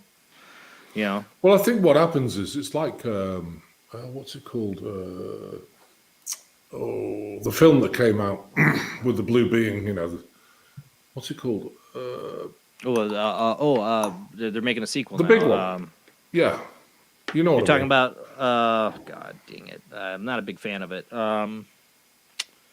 It's James Cameron, isn't it? Avatar. Avatar, yeah. Avatar, yeah. During that really, hit home to people that, these beings are beautiful and whatever. There's something I don't like about that movie, though. Well, there's elements, there's some things I don't like either, but mainly the part that the tentacles that they make love with are the same things they stick in the animals they ride, and that just But anyways. But those beings exist, and that sort of thing does exist, and I think it's interesting because it resonated with people. A lot of people committed suicide over that. It was amazing. Really, over Avatar? Oh yeah, because it was so loving and crazy. So the thing is about James Cameron, he does employ spiritual evolved people to actually get the films out so they resonate with people, as opposed to, because they resonate, people see it, oh my god, you've got to see it, it'll be a bestseller, and I'm sure that the next ones will be as well, who knows. But he does use spiritual evolved people, and that's the thing, if you do your homework and you really get the beings that are off planet that people know about but have forgotten, suddenly it triggers the subconscious and it resonates so big. Wow, what a film. Suddenly, it gets maybe because I was a past blue alien, I took offense to the Avatar movie. I don't know, but I don't. There's nothing directorial or script-wise that I dislike, except for the fact that they literally use the same thing that they make love with to put in the animals. That bothered the heck out of me. But I don't know. I just wasn't into it. And I'm a big sci-fi guy, and I'm like, they're making a sequel to this? Really? Okay. I don't know, but there's something I didn't like about it. I couldn't ever put my finger on, and I don't know why. Because I think it's a beautifully done movie. I can't. Gone to film school, I can't criticize the film or the story or anything. I just something did not resonate right with me for it. But I've seen other people get obsessed with it, so. Oh yeah. No, I'm a Star Wars guy, a Star Trek guy, I guess. I hope for the Galactic Federation some Jedi powers too. We love Battlestar Galactic as well. That's quite. Oh yeah, the remake. The Cylons, yeah. Yeah, I actually, one of the few things in sci-fi I think that was revamped and redone that's better than the original is Battlestar Galactica. Mm-hmm. I think one of the best 4 seasons of sci-fi you can get is that Battlestar Galactica. Yeah, it's just a lot to watch. It is, but it's a good beginning to end story. Definitely highly recommend it. Yeah, I'm a big sci-fi guy. I love Farscape, Battlestar Galactica, Star Trek, Star Wars, Doctor Who, all that stuff. I've always been fascinated. Guardians of the Galaxies. Do you like that as well? Yeah, it's a part of the Marvel thing, and I did like Guardians of the Galaxy. It's one of the few things I do like out of Marvel. Everybody's into Marvel, and I'm just like, eh. But I did like Guardians of the Galaxy. I like Chris Pratt. I think it was a good. I like the films, But I always say there's a lot of stuff in Hollywood and science fiction that does touch upon the stuff that we're talking about. That like you said, James Cameron's getting.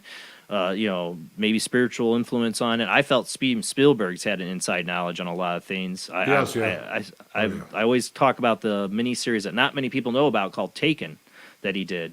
I own on box set, which is about 3 families and one abductee family, one hybrid family, and one military kind of family that covers it all up and like through the generations. I highly recommend it. I'm not saying he knows the truth or is telling the truth in that film, but I feel like it has some elements that kind of explain a little bit about it, what's going on behind the snes. Oh, yeah, so much. Things like that resonate. So. Yeah. Yeah, like for me, like Star Wars, what always resonated with me as a kid and still does. I say I am agnostic, spiritually agnostic. I believe in a higher power. I call it the Force. What resonates with me spiritually the most has always been the Jedi philosophy. The Force be with you. Mm-hmm. Yeah. Oh yeah, I mean, there's a Force. If you call it Prime Creator, whatever you call it, it doesn't matter. Yeah, it's all the same thing. So absolutely. Oh, Captain said, do whatever Picard tells me to do. Picard, that's a Star Trek Picard this season, too. A lot of what we talked about now, I was thinking about Picard. I know my mom watched that, too. Season 2, they have time travel in it, and they have the people, what they call them, that watch over the timelines, the Watchers. Yeah, the Watchers, yeah. Yeah, I thought that was Absolutely. interesting. It's all connected. It is, or it's just something that comes out of our you talk about they can block our conscious, but not our subconscious. It's in the subconscious of all of us, the truths, and it comes out in creative fiction. I've tried to write fiction and gotten into it, and I have a very sci-fi brain. And there's stuff I've written later on. I get into doing this show. I'm like, well, I thought about that in a sci-fi perspective. I wrote stuff or had an idea for a story, but it turns out this is a real thing for people. I think it's all within us, the knowledge and of course, there's also the universal consciousness we could tap into that has the knowledge, or the Akashic records.